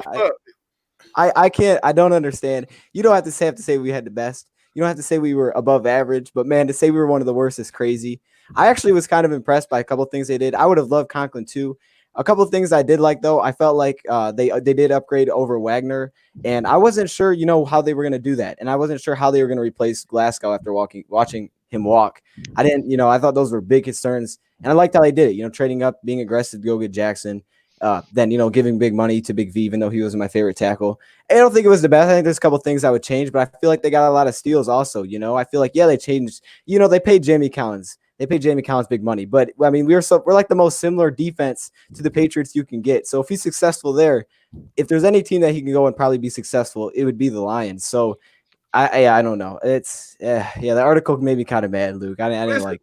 Wait till y'all wait. There is something I'm getting ready to do that y'all didn't know I was gonna do, but I gotta do it because when I do it, y'all gonna be like, "Oh wow, we finna have fun with this one." All right, so listen. All right, listen. Ryder, talk to me. The Detroit Lions, according to Barneswell, had one of the worst off seasons. What are your thoughts? 100% disagree. Talk to him. So the goal of the offseason is to improve, right? I think everybody can agree on that, right? Yep. The Lions went out and got Deron Harmon, who's going to start, Big V, who's probably going to start, Jamie Collins, who's going to start, Jeff Okuda and Desmond Trufant, who are both going to be our starting cornerbacks. I mean, we have a lot of starters and a lot of players that are going to have a good impact for the Detroit Lions. And, the Packers went out and drafted a quarterback. So, I mean, the Patriots lost Tom Brady. Dallas lost a lot of guys and didn't bring in a lot. I mean, there's just a lot of teams that had a lot worse offseason than the Lions. So I don't know how you could say we had the worst. I think he might have been doing something. I think he might have been doing what LT was doing. Because I'm having a hard time with this concept that we have one of the worst. Now, don't get me wrong. Some of the things he said I can agree with. That I do got concerns with our defensive line, but one of the worst is the word that keep bothering me. Like to think that we had one of the worst. The key word. If Dion said it best, if he want to say that we didn't have a shining review or something, the key word was worse. And when I hear that, it's such a negative, like energy to that word that I'm like, no, there's no way possible that we did that. Yes, we created holes, but we also filled. Yes, we didn't get who he wanted because he thought that we should have traded down. We all wanted to trade down. They didn't. It is what it is. Move on. But you can't kill them for not trading down. I mean, he essentially got mad because they didn't do what he wanted them to do. And then to come back and say we had one of the worst? Nah, not letting that one fly. Not letting that fly. Rachel, what's your thoughts on this? I mean, I'm saying I am not a professional analyst, but to me, this guy sounds like he's using his position as a professional analyst to be a hater, because you say he trying to build his resume up for his hate. I'm just saying, I'm thinking even if you break it down to the bare bones of it, you have to admit we're needs addressed, we're holes filled. Our system guys here now, people that are going to be a little bit more familiar with Patricia's system and style, with all the answers to those questions being yes, then what is so wrong with that we are one of the worst off seasons out there?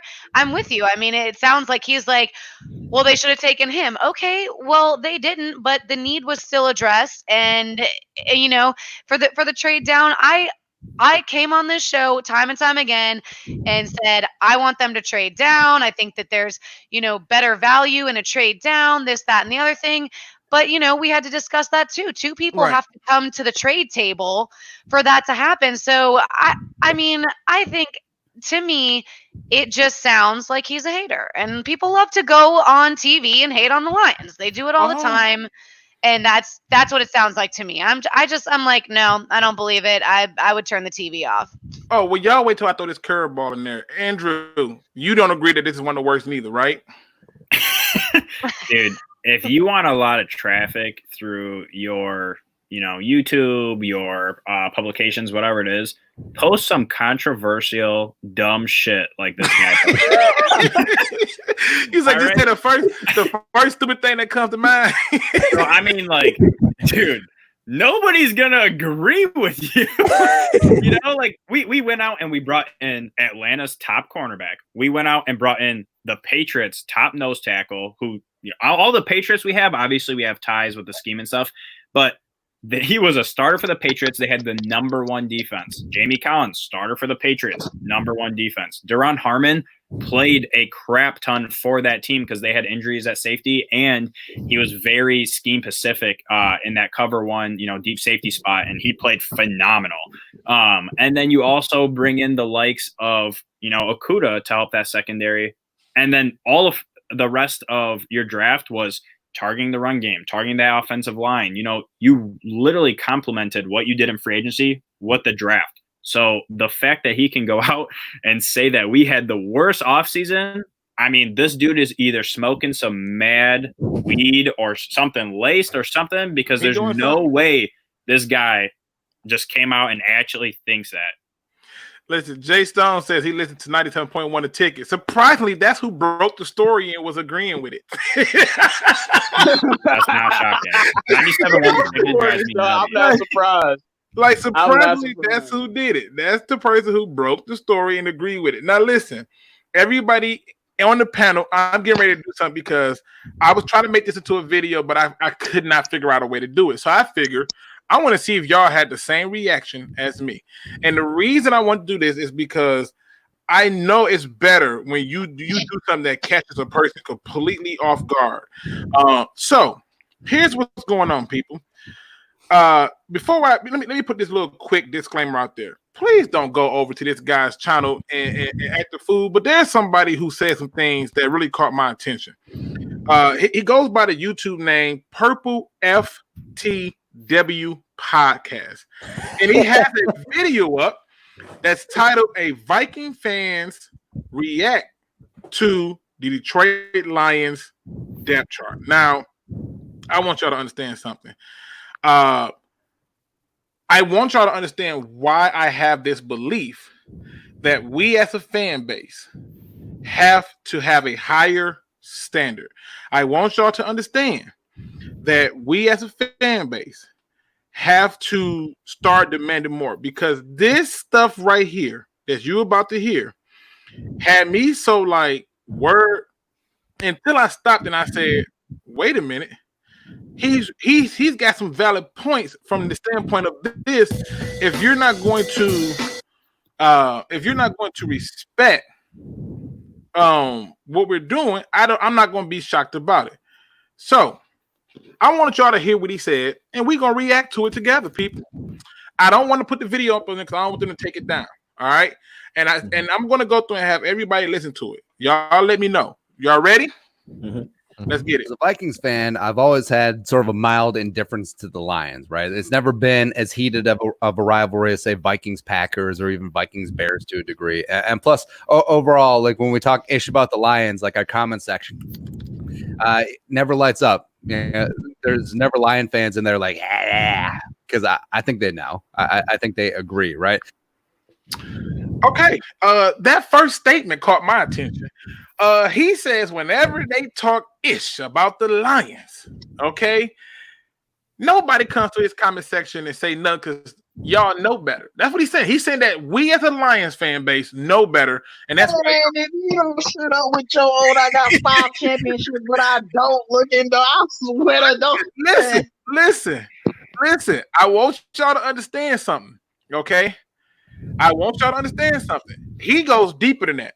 All right, Writer. So I actually watched this video last night. I had Mhm. no idea you were gonna do this, which is why this is funny. And I could not watch the video. I mean, I don't know how to say this, but I just disagree very strongly with what he says. I'm glad you used those words, okay? But the thing that I want y'all to understand is this. This right here is a small sample of the outside world view of this Lion team. And this is why things like a playoff win is not good enough for me. I want him to shut up. And the best way to do that is to simply win the division and beat them Vikings. That's the best way to do it. But let's let them keep talking. Andrew, I'm gonna get everybody in on this. So don't go nowhere. Rachel, I do want to I want to ask you because I know you like the queen of like fandom. What are your thoughts when he said that nobody comes in this comment section saying anything? Well, I mean, my first thought was nobody's coming in the comments section to say anything because personally, I'm not tuning into his videos. So I mean, but I'm saying like I am not watching his like Viking channel video, not because I don't want to, assess what people think about the Vikings or anything like that, but realistically because I tend to focus more on my own team. I do think it's really weird if, we're to sit here and say blah, blah, blah about the Vikings and then there's a huge like Vikings fan in the chat getting all upset. I'd be like, what are you doing? I mean, you say you in the wrong town. I'm like, well, what are you doing? I mean, the thing is, but I'll throw this out there too, guys. If I were to go over to his channel and not like the video, there's one thing that I will say. I would just not watch it. I wouldn't even thumbs down it. I have to say that because the thumbs down thing has been like a repetitive joke for weeks now. But that's what I'm saying. If I'm not interested in the content, and especially if he's going to be talking like that, I'm not even going to get in the comments to argue and say this, that, or the other, because that people that they're just going to destroy me. So I'm like, no, I would rather just not watch. Why would I go there and subject myself to that one-sided craziness? It popped up in my feed and I was like, oh, okay, who is this person? And when I heard it, I was like, what? All right, so look, here we go. We finna keep going. We only 28 seconds into a 10-minute video. Let's go. So it's way different than if we talk ish about the Packers or the Bears fans, especially the Bears fans, by the way. Super sensitive, just like, that Bears, whatever. But Lions, I mean, overall, their roster, their depth chart ain't that bad. But I mean, I still think that Matt Patricia is going to drive this team into a wall. Like, honestly, they're going to start 1-7. He's going to be fired. Bob Quinn's going to be fired as well. And this whole, Patriots Midwest, it ain't going to work. It's done as well. Okay. Jim, I'm not even sure how to go with this, Jim. He says this whole Patriots of the West, and we're going 1-7, and it's not going to work. What say you, sir? Well, I just think that lions don't concern themselves with the opinions of sheep. Ooh, talk to the people. Talk to the people. I live by the words. That's what I got for you, man. I mean, for me, who are they to judge, man? Really? They're the biggest chokers in the entire division. Oh, it gets better, people. It gets better. I'm good. It gets better. Andrew. But look, man. Andrew, tell me. So far, you've heard a little bit. What are you thinking? Yo, so the first thing I thought about when he was like, "Oh, Lions fans don't want any of this," like in the comments, I was like, "Bro, nobody's trying to watch your channel." like Lions fans don't care about your shit. You know what I'm saying? Like, keep to yourself. You're not the Packers. The Packers are the only ones in the NFC North that can actually talk crap because they've been dominant for so long. The Vikings fans, they'll have a good season, then they'll fall down to like 7-9. They might have a good season, then they'll be bad for a couple of years. Like, bro, you have no room to talk. So I was just listening to them. I'm like, oh my God, like this guy is pretty damn ignorant because he's one of those guys that's on Twitter right now saying Kirk Cousins is better than Stafford. Oh, it gets better. He doubled down. I did not watch this video, so I have no clue what this guy's going to say, but I already know that he's one of those guys that's like, yo, Kirk Cousins is 100% better than Stafford, and I can't even respect the man's opinion at that point. Listen, he doubled down. He doubled down on it and did a breakdown of the roster. So we're going to keep going. But listen, Andrew, it's a lot. He's not done. Let's listen. Oh, Daryl Bevel, D-Bev's the offensive coordinator. Daryl Bevel of the the 09 Vikings made me look good, but really it was all Brett Favre fame. The Daryl Bevel of like, oh, we're going to throw from the 1 yard line for the Seahawks in the Super Bowl, even when we had Marshawn Lynch fame. And then I'm just going to blame everyone else except for myself. Yeah, so going 3-12-1 last year, it ain't good. It is not great, but man, like on paper, on purpose, like this team does not seem terrible, yeah, especially at the skill position. So you got Babytron, Kenny Galladay, guy I love coming out of Northern Illinois. Marvin Jones has been doing the damn thing. Although Marvin Jones, he only gets to play Xavier Rhodes once this year, as opposed to twice. So, all right, those are Dion. Oh my God, bro! The fact that he said Megatron is like, yeah, no, this is crazy. This stuff is making me mad hearing it, and I love it because like. I feel some salt like rubbing off from like Golden Tate, like flipping over that safety, but like he's gonna bash Bevel like he didn't drop 30 on him. Like if our defense was relevant last year, come on, man, he dropped 30 on him when Stafford was there. Like, yeah, okay, Luke, you're gonna have to move on, man. I'm getting red, dog. Listen. He ain't done this stuff. This was so in rare form that I had a whole reaction video to it. It was like 23 minutes long. And then I was like, nope, we're going to do this right now. I want to have some fun with this. All right, here we go. Ryder, get ready because you coming next after this little statement. Check this one out. That's going to work against him. Danny Amendola, I mean, just the corpse of Danny Amendola still working the slot. Okay, cool. And then you signed up Geronimo Allison, just like stealing from the division rivals. How's that going to work out? Yeah, probably not great, but still love the Twin Towers, still love Galladay, still love Marvin Jones. But Matthew Stafford, I don't know, man. Like, I've always loved Stafford. I've always respected him. He is a gamer. He did put up a bunch of frou-frou fluff stats during the reign of Megatron, 4,000-yard seasons, 5,000-yard seasons without batting an eye. But what have you have to show? Nothing. Not. All right, Ryder. Ryder, you listening? What are you thinking right now? Well, yeah. Okay. So Stafford was on pace for 5,000 yards this season without Megatron. Just so this guy knows if he is listening. And what exactly do you want Stafford to do? Like, I understand that, he isn't winning games, but that's not his fault. Like, if he's putting up big numbers, then he's doing everything he can to help the Lions win. Listen. Like, I mean, just I don't know. Listen, it's amazing to me that he has this thought process. J-Mo, what are your thoughts? I know when he said Stafford, J-Mo had to go and take a pill. You know, J-Mo turned into the Incredible Hulk as soon as he heard Stafford's name. Look. I am so sick of Vikings fans. Now, you know what? Forget Green Bay. I want to beat them more than any other team because these Vikings fans are more toxic than the Bears after they won the division. But let me tell you this. If you had Stafford, you would have trophies in your case. You better shut up talking. You wish you had Stafford, boy. Man, let me stop, dog. Like, you wish you had Stafford. Don't forget, the first game in y'all stadium was us whooping on y'all and flipping on y'all and Stafford getting in field goal range in 20 seconds. Y'all better learn, man. Listen, we got more. Rachel, this was going to be for you. You're going to love this part. Oh, God. 0-2-0. Goose egg. D'Angelo Russell playoff wins. It's really rough, right? So I was saying is like, yeah, you did need to replace Darius Big Play Slay. So you picked up Jeff Okudah at number 3 overall.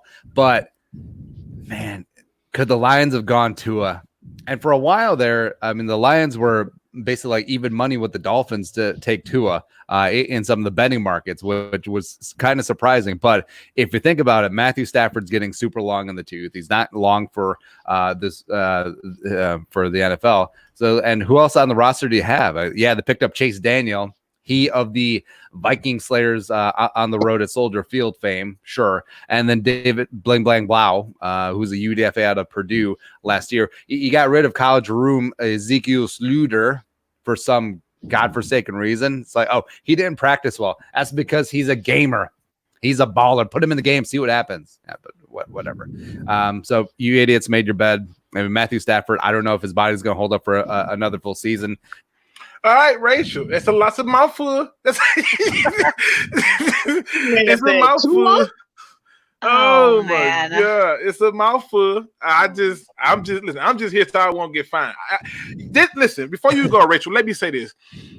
This is why I keep telling you that we as a fan base have to demand more. It's not just good enough to beat him. It doesn't matter to this fan base and this sample size to just beat him, because to him, even if you beat us, even a blind squirrel gets a nut. Okay, you know, and this is the problem when you're looking at this. It's simply just a small sample size of a person viewing this from the outside. He has no respect. He probably shouldn't because he's a Vikings fan. Cool. But the level in which he's going to make a 10-minute video, then double down by making another video where he's trying to compare the roster side by side. And yes, I have a video coming. I hope Dr. Dion make one. I hope every person in here make a video comparing the roster side by side with Minnesota. Mm-hmm. You would be surprised to see that this man does have Kirk Cousins. And it's for you, Andrew. He does have Kirk Cousins as the best quarterback in the division. Oh my God. Oh God. Okay. Oh my God. Okay. So I'm just putting it out there. Rachel, what are your thoughts?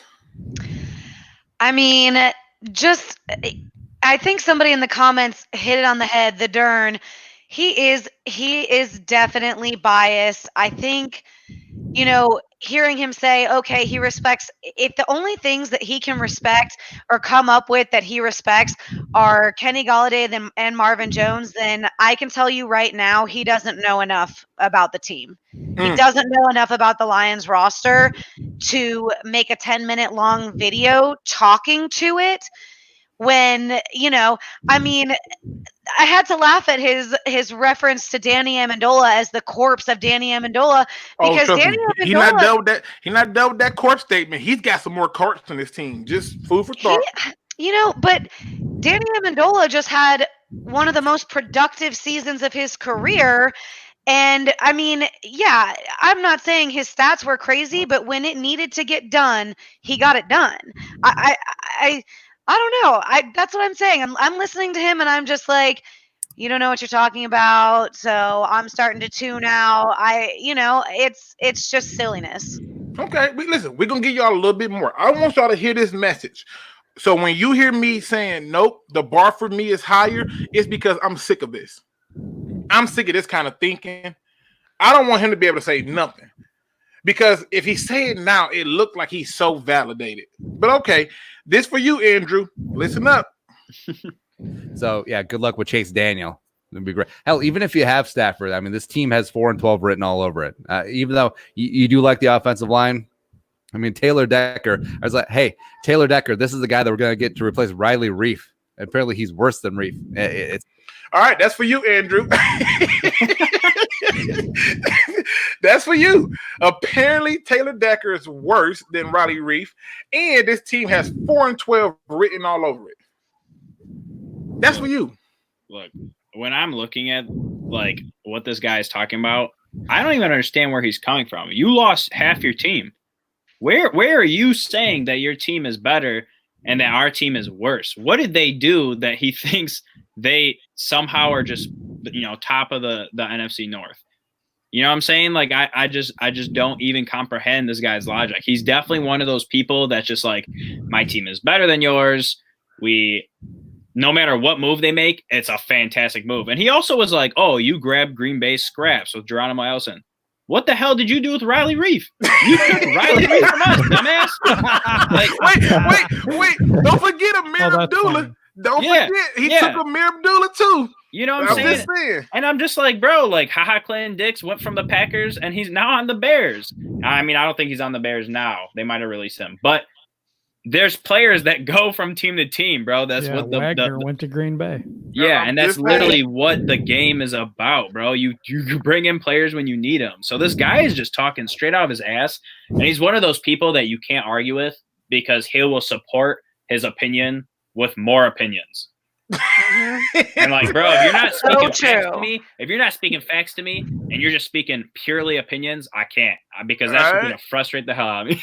All right, so Gary Stafford says, haters gonna hate, lovers gonna love, and this man gonna eat his words when the Lions get that dub. I'm with you, man. Like salute that. Okay, listen. We finna roll this back around. Writer.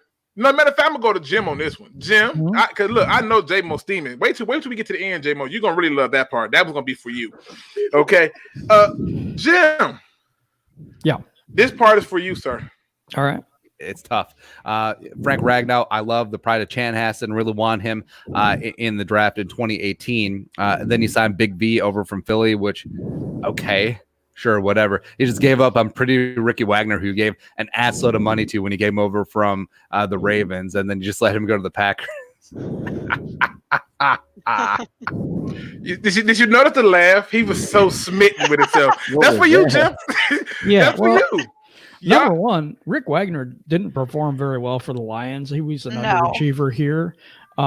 We brought him in. He was a Pro Bowl player before we brought him in, but never really lived up to the expectation. I think Big V's a better run blocker than Wagner, probably overall a better right tackle than Wagner was. And Green Bay has him now, so he can laugh about that too, I guess.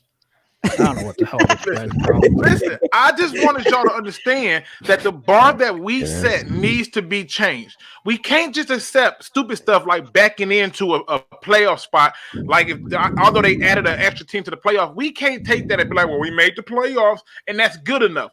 Our standards got to be different.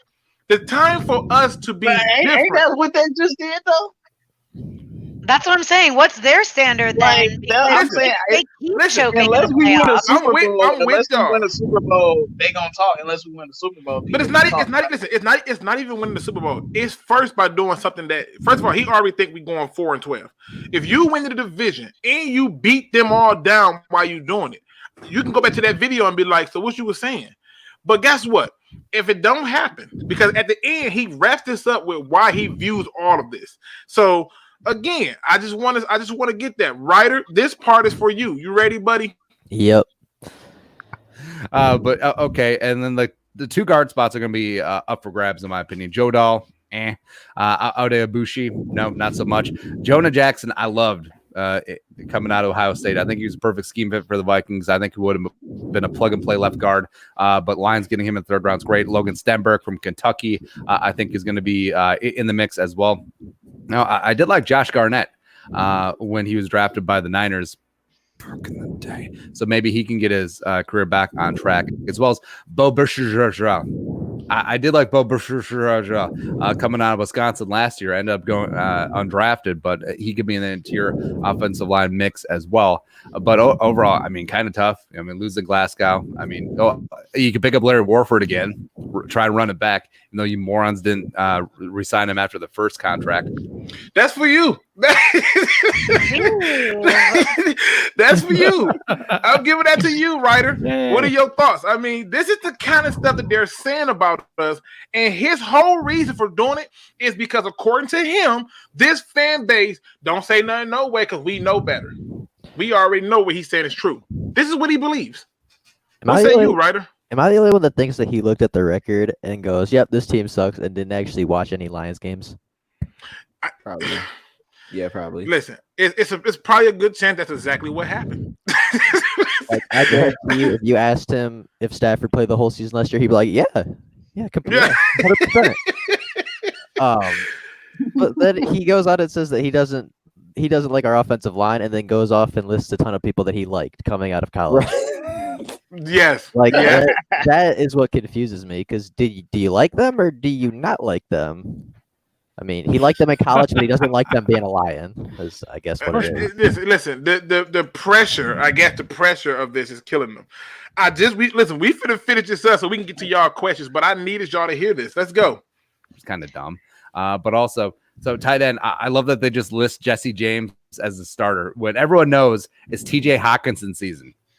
Well, Hawk year 2 is ready to take over. I even like Isaac Nada, 7th round pick out of Georgia. But yeah, you just have to list Jesse James as a starter just to soothe that ego. It's like, oh, we signed you from Pittsburgh last year to a big contract. Good luck with all that. Oh, forgot they have Tyrell Crosby.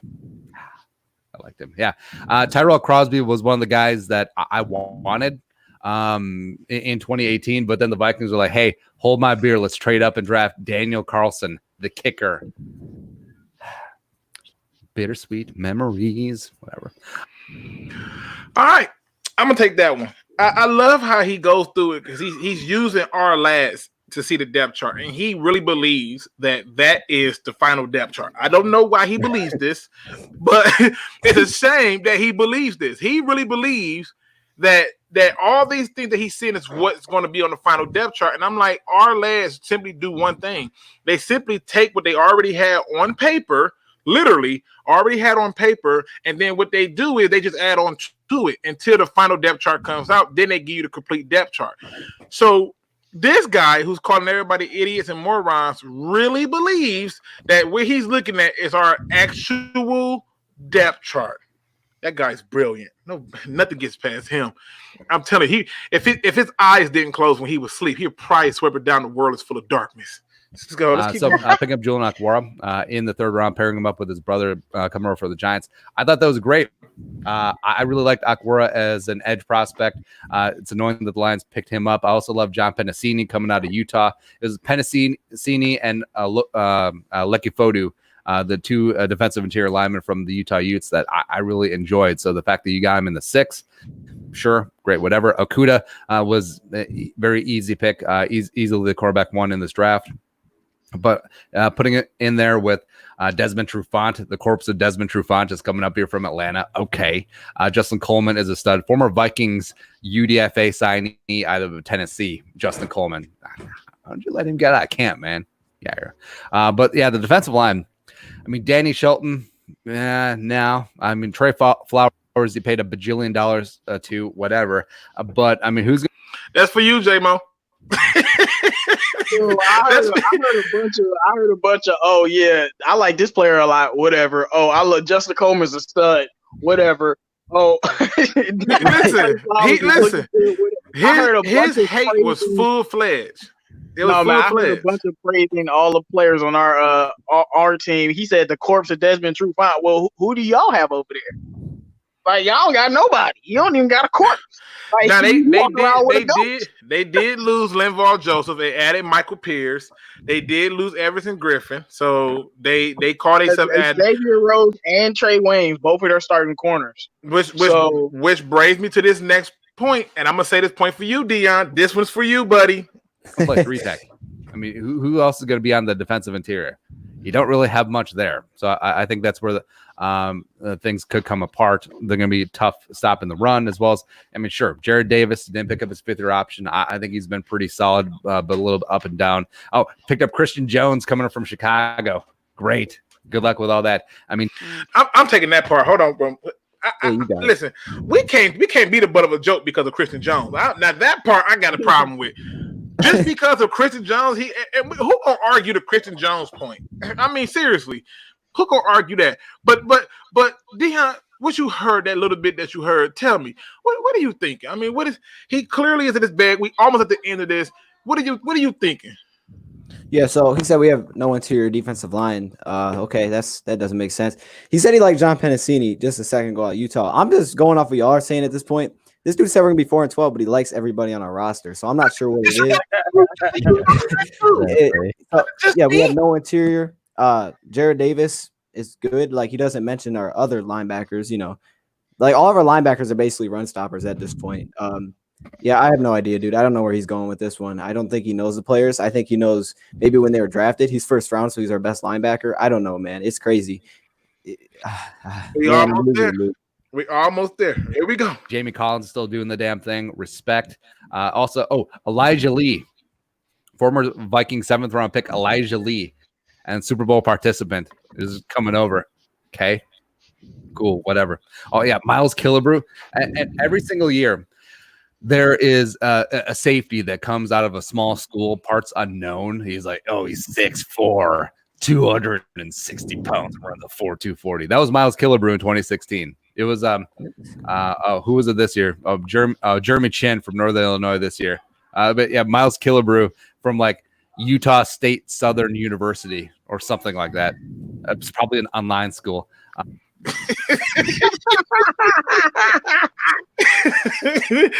Oh God, it was probably an online school. Okay, Jim. You heard him. What are your thoughts? Do we have to hear any more? No, come on, man. Listen, I want the fan base to hear this. No, I get what you're saying. We got to change our standards. We do. We can't listen to this dude anymore. Our standards went too low by even playing him. No, I get what you're saying, Luke. I get what you're saying. The fan base has to expect more out of this team because no one else does. You know, everybody's always ragging on us. The national media does that. Yep.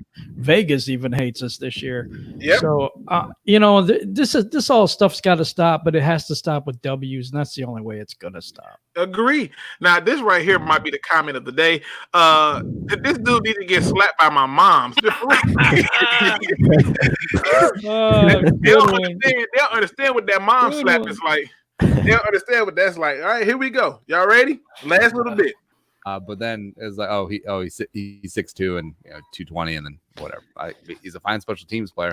Yeah, but yeah, I think overall, I mean, on paper, this team should be competitive, like maybe like a 9-7 team. But I don't know. I just do not trust Matt Patricia at all. I think this experiment is over. I think he just does not have the temperament. I just don't think that he has everything that it takes to be a head coach. And the coaching tree of Bill Parcells, like it's all right. Now let me stop Bill right Parcells. Let me go back some because if you didn't catch that, good people, it can miss you. Let's go back. Not have the temperament. I just don't think that he has everything that it takes to be a head coach. And the coaching tree of Bill Parcells. This guy's really knowledgeable. Okay. Y'all wonder why I tell y'all do your research, right? Y'all wonder why I'm sitting there saying do certain things. I'm gonna bring Rachel in for this one because I know she got something to say. I'm gonna bring Rachel in for this one because apparently now we're talking about the coaching tree of Bill Parcells. Not Bill Belichick, not BB. All right. We're talking about BP, and I ain't talking about the gas station. Rachel, what are your thoughts? I mean, at this point, I think this is just silly, right? Like, besides the fact that he just said the coaching tree of Bill Parcells, I have never heard somebody in a YouTube video say psh, whatever, and laugh at himself more than this guy is. I'm like, man, you really think that you are funny? you think that you're the funniest person? But I mean, come on, man. If anything in this video was credible, or if this video had any credibility, it went out the window right there. That's it. Listen. I found it funny because he went through all the trouble to insult the entire team like that. Then say that on paper we like it should be a 9-17. Then wanted to try to insult the head coach by implying that he came off of a coaching branch that he had no parts of. But he's gonna double down on it. We're gonna save the best for J-Mo. J-Mo, this is for you. Like, it's not great. It really is not. You look at Charlie Weiss, you look at Romeo Crennel, you look at Josh McDaniels, Nick Saban, respect. Kirk Ferentz, respect. Pat Hill, respect. Sure, there. But I just think that Matt Patricia is just going to be another one of those rotten, withered branches. And I think that Lions fans, you're gonna be in store for another rough season. I think there's gonna be a lot of turnover. I think there's gonna be a lot of turnover with Matthew Stafford, but also I think Bob Quinn gets fired. I think that experiment's over. I think Matt Patricia gets fired. I don't even think Patricia makes it through the season. So I think Darrell Bevel, better settle up partner. I think you're gonna be interim head coach, and then 2-14 season. You'll beat the Packers at Lambeau, and for that we thank you. But yeah, it's going to be rough. It's going to be rough. But hey, Stafford's going to be done. I think those Matthew Stafford trade rumors, I think there's actually some stake to that sizzle. So I think that Stafford may be done in Detroit. End of an era, former number 1 overall pick in 2009. But Lions could be in line for another number 1 overall pick. Trevor Lawrence to the Motor City one time could be a possibility. But stay strong, Lions fans. Help is on the way.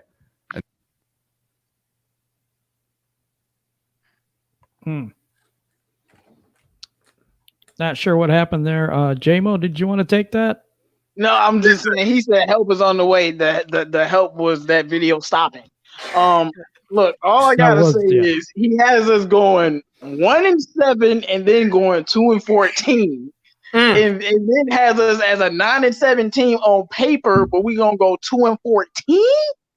With Matthew Stafford on the team. He don't even got Stafford. He said Stafford wasn't going to make the season, but he got Stafford being healthy and going 2-14. All I got to say is, you love our roster. You insecure about your team. And when we beat you and beat the Packers, you're going to feel salty. The only game you got us winning is the Packers, really? Come on, man. Like, I just can't. Listen, man. Like, listen. He said Bill Parcells. Like, everything he says is irrelevant, like Rachel said. Listen, I wanted to do that for y'all because I really wanted y'all to understand that when you come here, this is a forum for Lions fans by Lions fans. And one of the things I want you to understand is that in an effort to be objective, you have to be able to not only be able to see your own inner demons, but how the outside world looks at you. That's the only way we can improve. And when you have people talking this ridiculous about your team and about what they are, not really knowing anything that goes on, we cannot have a simple make the playoff standard. We can't have that. We need to put something on his head so that way that all he can do is be quiet. The guy talking, again, his name is Purple FTW Podcast. That is his YouTube channel. And the video is titled "A Vikings Fan Reacts to the Lions Depth Chart." Now, y'all know I'm going to do a reaction to the Vikings depth chart. It's only right. He did it with ours, so I'm going to do it with his. What I find funny is he attempted to try to compare their secondary to the Lions secondary, and I'm like, you're coming out with at least 2 rookie cornerbacks. The last team to do that was the Packers, and they didn't bode well for them. So it's just food for thought, people. Just food for thought. Change your standards so that way that this team gets behind it. No more of the just getting in or tiptoeing through it. Now, with that being said, ladies and gentlemen, this is where we are at. This is your time to ask us any question that y'all want. Okay, any question that y'all want, you can pose it to whoever you want. Pose it to Ryder, pose it to Andrew, pose it to Rachel, whoever you want to pose that question to, pose it. And we're going to answer it. I just wanted y'all to hear the ridiculousness of an outside person talking about this team. That's all I'm pointing out to you. Ryder, I know you said you couldn't even get through the whole video, but now that you have, now that you have gotten through it, I mean, you feeling me smarter? No, but the one thing I did catch this time, he said that Marvin Jones only has to go against Xavier Rhodes once a year now instead of twice, as if Marvin Jones didn't go for 4 touchdowns last time that he played Xavier Rhodes. Listen, when he said that, I was going to make a comment, and I said, nope, we're going to have fun with this on the round table. This is what it boils down to. It just makes it more better, like in my opinion. So yeah, I'm picking up what you're putting down. Dion, I know I subjected you through that, but it's all good, man.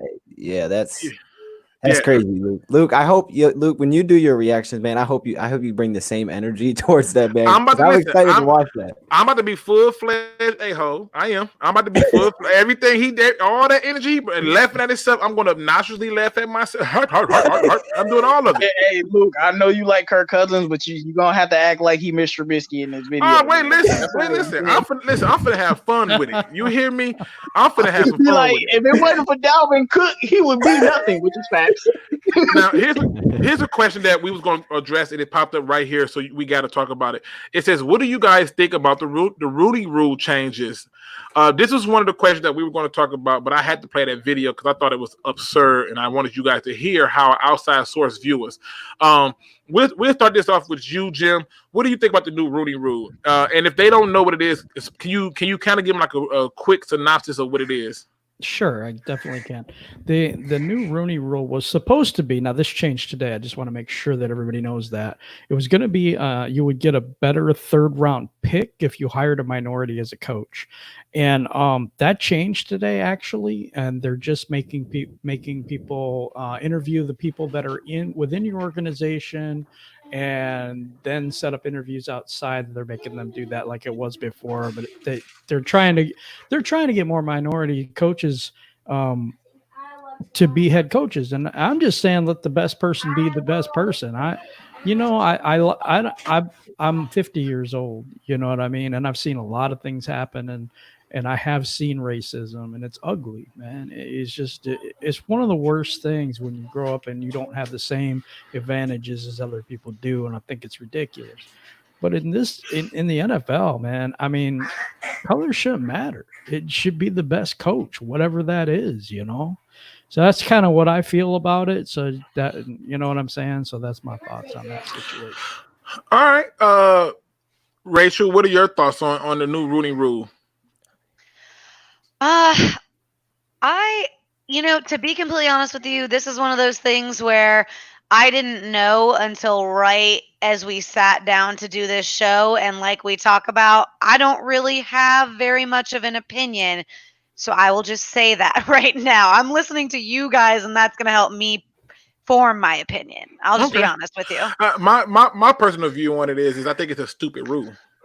And I know what they're trying to do, but if the rule is not working, you can't change years upon years of history in that one section. So to me, what they should have did was they should have made some changes in the way where it could help. I do like this current change from this standpoint, that a team does not have to get permission to talk to a guy who technically is not under contract. So if you have a certain person on your team that I like as a coach, and even if you got a contract, I have a right to talk to him because he has a right to quit, just like you have a right to fire him. So my thing is, I do like that part of it. But outside of that, I don't like this idea that you got to come up with some type of rule where, you get a new draft pick if you pick this. I think it's kind of stupid, and I think it's kind of lame to do it that way. What are your thoughts on it, J-Mo? I mean, the Rooney Rule before this update, I wasn't too happy with it, but I was okay with it. But this one is even more of a bigger slap in the face, because they like, we'll reward you with a 3rd round pick if you go and hire a black person. Or like it's like what? Like you get a consolation prize for hiring a coach that's supposed to be a good coach for your football team. Right. To me, it would discourage more people just because they might not want to give up a draft pick.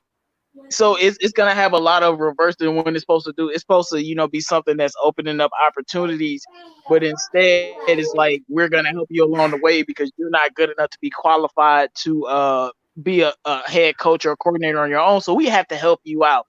And then on top of helping you out, we got to give teams extra picks because oh my goodness, thank you for hiring me. I just don't like it. I don't like it. Right. Yeah, it rubs you the wrong way. Angelo has a question. I'll toss this one over to you, Andrew. It says, do you think Nick Williams will have another good sack season? Yeah, I mean, this is going to be a hard one because we're going to be rotating a lot of people in and out on that D line. You're going to have Danny Shellen and Trey Flowers on the line primarily throughout, 3 downs each series. But between Nick Williams, Deshaun Hand, Julian Okwara, Romeo Okwara, and Austin Bryant, it's going to be pretty hard to get as many sacks as he did last year, which I think was 6. Mm-hmm. So I think just, the amount of time he's going to be on the field is going to hinder that. Okay. Bear Mattress wants to know, how would the lack of fans affect home games advantage, especially considering 2 division games are off the bat? I'll toss this one to you, Dion. Yeah, I think that's huge. That's huge. That's going to be crazy if that actually does happen. I know I've seen one thing where Matthew Stafford said he'd be okay with it because Matthew Stafford likes it quiet. But yeah, I think home field advantage is everything, and it could be a benefit for us, in certain places. I always just think of Seattle when I think of no fans because I feel like it'd just be a completely different experience to be in like some of those well-known places. But I think home field advantage changes. But at the same, I don't know. See, I just don't see it as big as an impact as say a college football game. I feel like the crowd is more impactful, maybe. But yeah, it's definitely gonna be really weird. It's gonna be weird. But as long as there's football, honestly, I'm okay with it. Okay, this one right here is going to go over to you, Ryder. He says, how does the Lions run game compare to the rest of the division? And if you say 13, Ryder, we're not going to be cool no more. I can't take 13 again. That 13 got me burned all up. So how does the Lions run game compare to the rest of the division? All right, so just for you, I'm not going to say that number anymore, maybe ever again. 13 people. Unbelievable. So how does the Lions running game compare to the rest of the divisions? I think that we have a lot of talented running backs. I just think it's more of a question of if the offensive line can run block well enough to give them an opportunity. I think that our running back core is more talented than, some other play. I can't think of anybody off the top of my head, but I think that they're better than the Bears. I think our running back talent is better than Chicago's. I think our running back room as a whole is better than, Minnesota and Green Bay. But it's just a question of health and, whether the offensive line can run block good enough or not. Okay, I like that. I'll pop this one over to Rachel. When will they put up a statue of Barry Sanders in front of Ford Field? Who else deserves a statue? That's a really good question. I'm surprised there's not already a statue of Barry out there. I feel like they're way late to that. Let's do it now. Let's do it right now before the start of the regular season. But I mean, as far as who else deserves a statue out there, man, there's a lot of Lions greats. I mean, how many statues are we allowed to have is my counter question. Right. But if I am, this is totally biased towards my generations of Lions football, but I'm trying to see Barry next to Calvin out there for sure. Okay, so you want to see Barry out there off rip. I can't even get mad at that. I know somebody might say, feel like it's some other people who should have theirs up there before those people, but I would be hard pressed for them to tell me who. Weezy D313 says, anybody else worry about the Lions being able to execute in the red zone? I'm going to toss this one to, you know what? I think I'm gonna bring in Jim on this one. I'm gonna bring Jim in on this one. Jim, are you worried about the Lions being able to execute in the red zone? No, I'm not. I mean, I like Hawkinson in the red zone. I like Galladay in the red zone, and I also like the fact that we'll probably be able to run the ball with DeAndre Swift and that combination there with Kerryon Johnson this year. I think that's going to work for us. I really do, and I think that was the thing that's missing is that play action that people will actually believe. You know, I think that's going to help us a lot down there in the red zone. Okay. I'll take this question before because we coming up on our time. See, this one comes from K-Man. I'm going to put this one to you, J-Mo. It says, Foles or Trubisky, who wins the starting role week 1? And does Foles or Trubisky, depending on who wins that starting role, have a good game against the Lions? Man, it's like asking me, do I want a turd or a turd? But I guess that I'm gonna roll with old Goat Foles to start week 1. But the thing about Goat Foles is he's only Goat Foles in the playoffs, and week 1 isn't the playoffs. And I think we get an interception off of him, and I think we win the game definitely. But it don't matter if it's Foles or Trubisky. We gonna win this game by beating that Chicago Bears in the defense. All right. Bear Matrix says, is Calvin Johnson a first ballot Hall of Famer? So we gonna go through real quick. What say you, Writer? Yes, 100%. I mean, he broke Jerry Rice's single season receiving yards record. One of the most dominant wide receivers in the history of the NFL. I mean, I just don't know how you can't put him up there with those guys. All right. Dion, is Calvin Johnson a first ballot Hall of Famer? I agree with Ryder. Yep, exactly. I think from what I've seen, he's the best wide receiver I've ever seen play. Obviously, I haven't been as long as some of those guys you're mentioning, but the only other guy, man, I've seen like that, he reminds me of, he's just like just the size he has, the speed is just something that you don't see a lot. Like Moss is great to me too, but Calvin, man, he's the best I've ever seen. So without a doubt. Andrew, is Calvin Johnson a first ballot Hall of Famer? Yeah, for sure. And I mean, I talked in this with Real in our last video about it. I mean, the dude broke records. You know, he is quite arguably a top 3 receiver of all time. And when everyone talks about their top receivers, Calvin is always in the midst. So to not put him in there because he had like a shorter career or anything like that is just ridiculous when he's out breaking records and still put up a dominant career.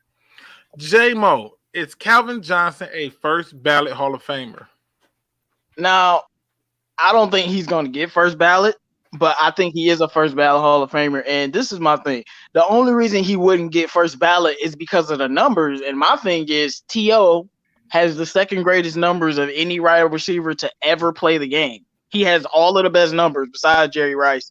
And he was a second ballot Hall of Famer. So you know what that tells me? It's obviously not about numbers.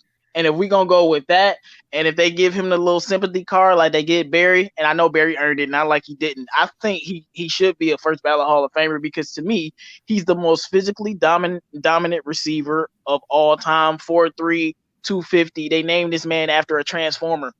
Like, come on. like, when you're a human and they name you after a robot that fights Optimus Prime, something's up.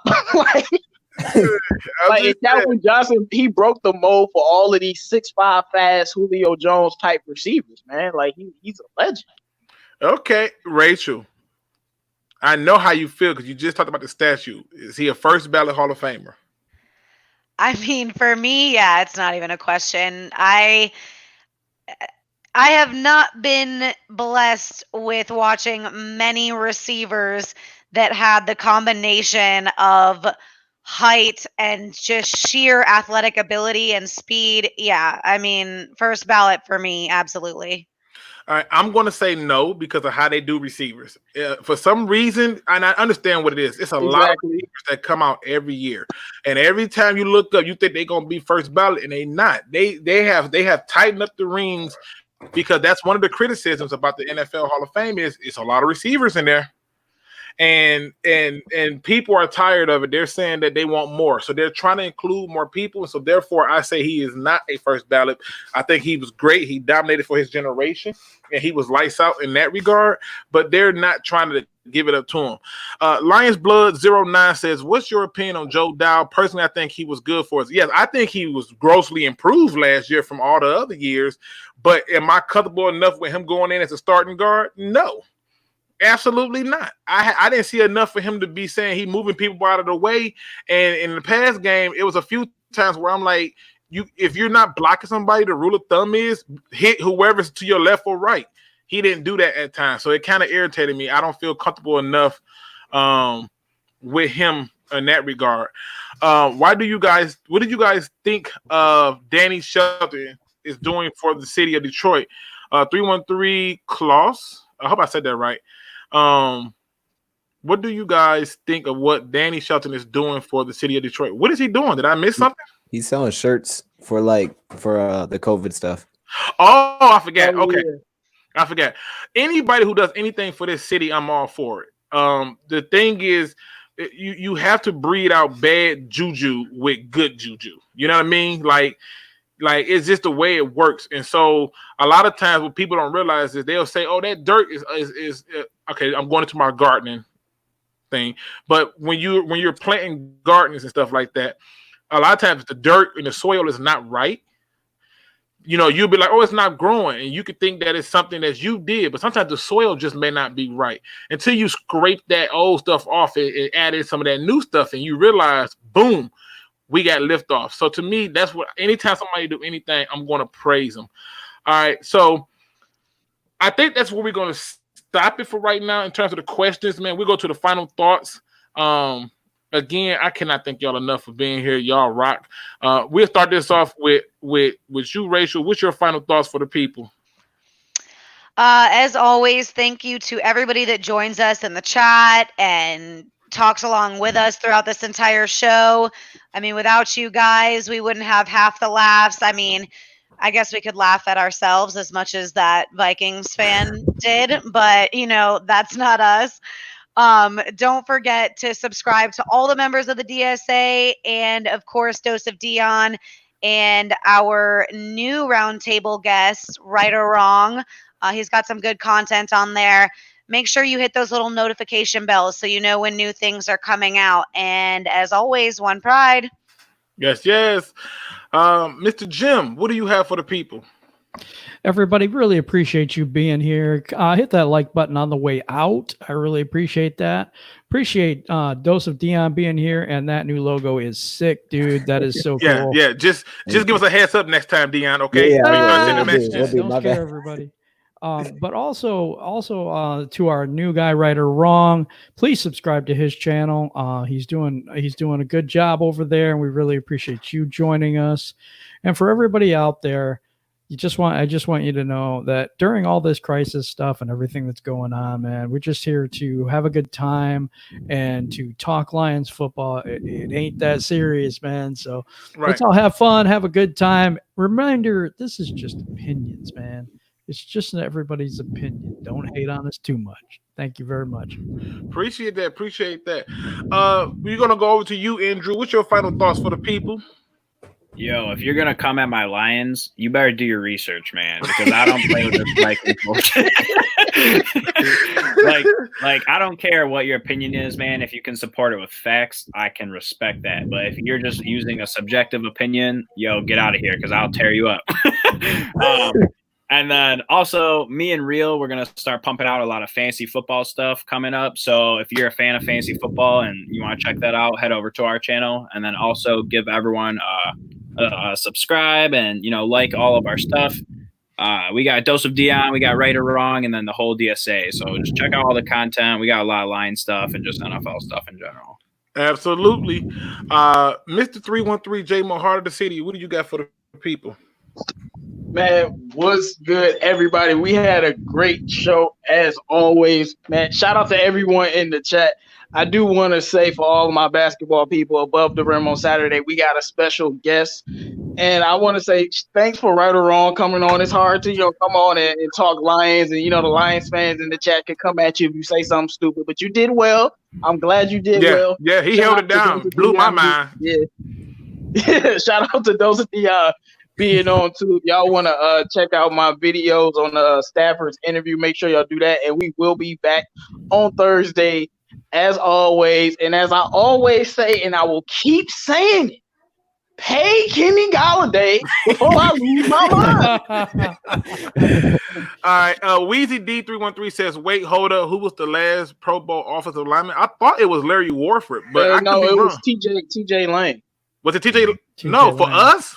Yeah. Yes, TJ Lane. Okay, all right. Well, TJ Lane. I thought, okay, I stand corrected. See, this is why we all work together. I can't remember all this stuff, people. I got kids and everything. All right. Now we go over to you, Mr. Dion, our special guest. Listen, tell the people your final thoughts. Yeah, I just want to say first off, for anything, thank you guys for having me on, inviting me to this. I'll let you know before I change my logo. This is me. Okay, I'm not an imposter. Yeah. And then I just want to say thank y'all, everyone in the comment section, everyone in chat, everyone who's been staying up with all these Lions videos during the offseason, man. You guys have been awesome. It's crazy. The support's awesome. So, yeah, shout out to you guys. And thank you guys for having me on. And make sure you respect Matthew Stafford. You know, I don't like seeing that Stafford hate. That gets to me. So don't do that unless you want me to go off on you. I'm just saying. The most positive line. The most positive line. That's what I'm talking about, Dion. You know, you really hit a number. All right. Last but certainly not least is the guy that I was so excited to have on. I love what he's doing over there. He is absolutely due. But as you see, he blew my mind today when he told me only 13 players, 13 out of 53 play every game this season. That blew me up right there. But he came on. This was his first time coming onto the round table. I am so excited that he's here. Make sure you subscribe to his channel. But Mr. Writerwrong, tell the people their final thoughts.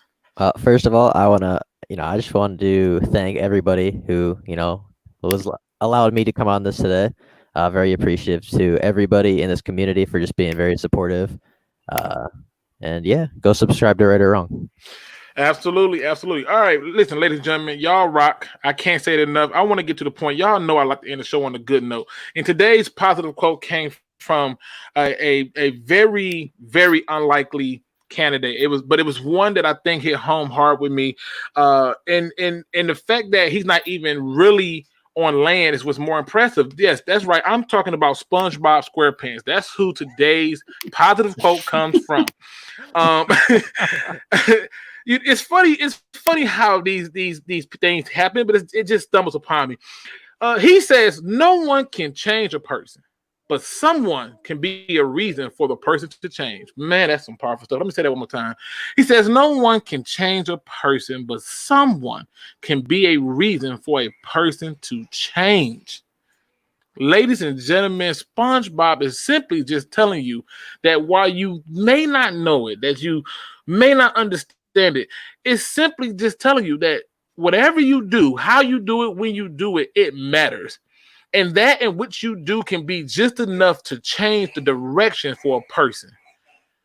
This is why the DSA is always open to having a subscriber on, or helping someone channel build up or advance, or helping try to create a bigger community for Lions fans, because we understand that the most simple thing that we can do in giving our time is simply do enough for a person to want to change the direction. Man, that's some powerful stuff right there. Make sure you subscribe to all the members of the DSA. It's all linked into the description. Make sure that you check out our website. That is linked in the description. I have three featured channels, starting off with Writerwrong, who is a new YouTuber. Make sure you subscribe to him as well. Also, because I want to make sure I get this down pat, make sure you subscribe to my man's Glover Quin, the DB Room, in case you did not know, or you were just trying to learn how to be a better cornerback, or maybe you thought you was a good cornerback, but then you really wanted some pointers. Check out his channel. And then, last but certainly not least, the Hood Cam, who started out a New England Patriots fan and still loves his Patriots, but guess what? He's also a Lions fan and is making great videos over there. So we just want to make sure that we are supporting each other, even if we are not in the same fandom. With that being said, ladies and gentlemen, make sure that you live by these beautiful words right here. Don't be no chump. Please, please, please, please, please, please, please, please, please do your research. We are out.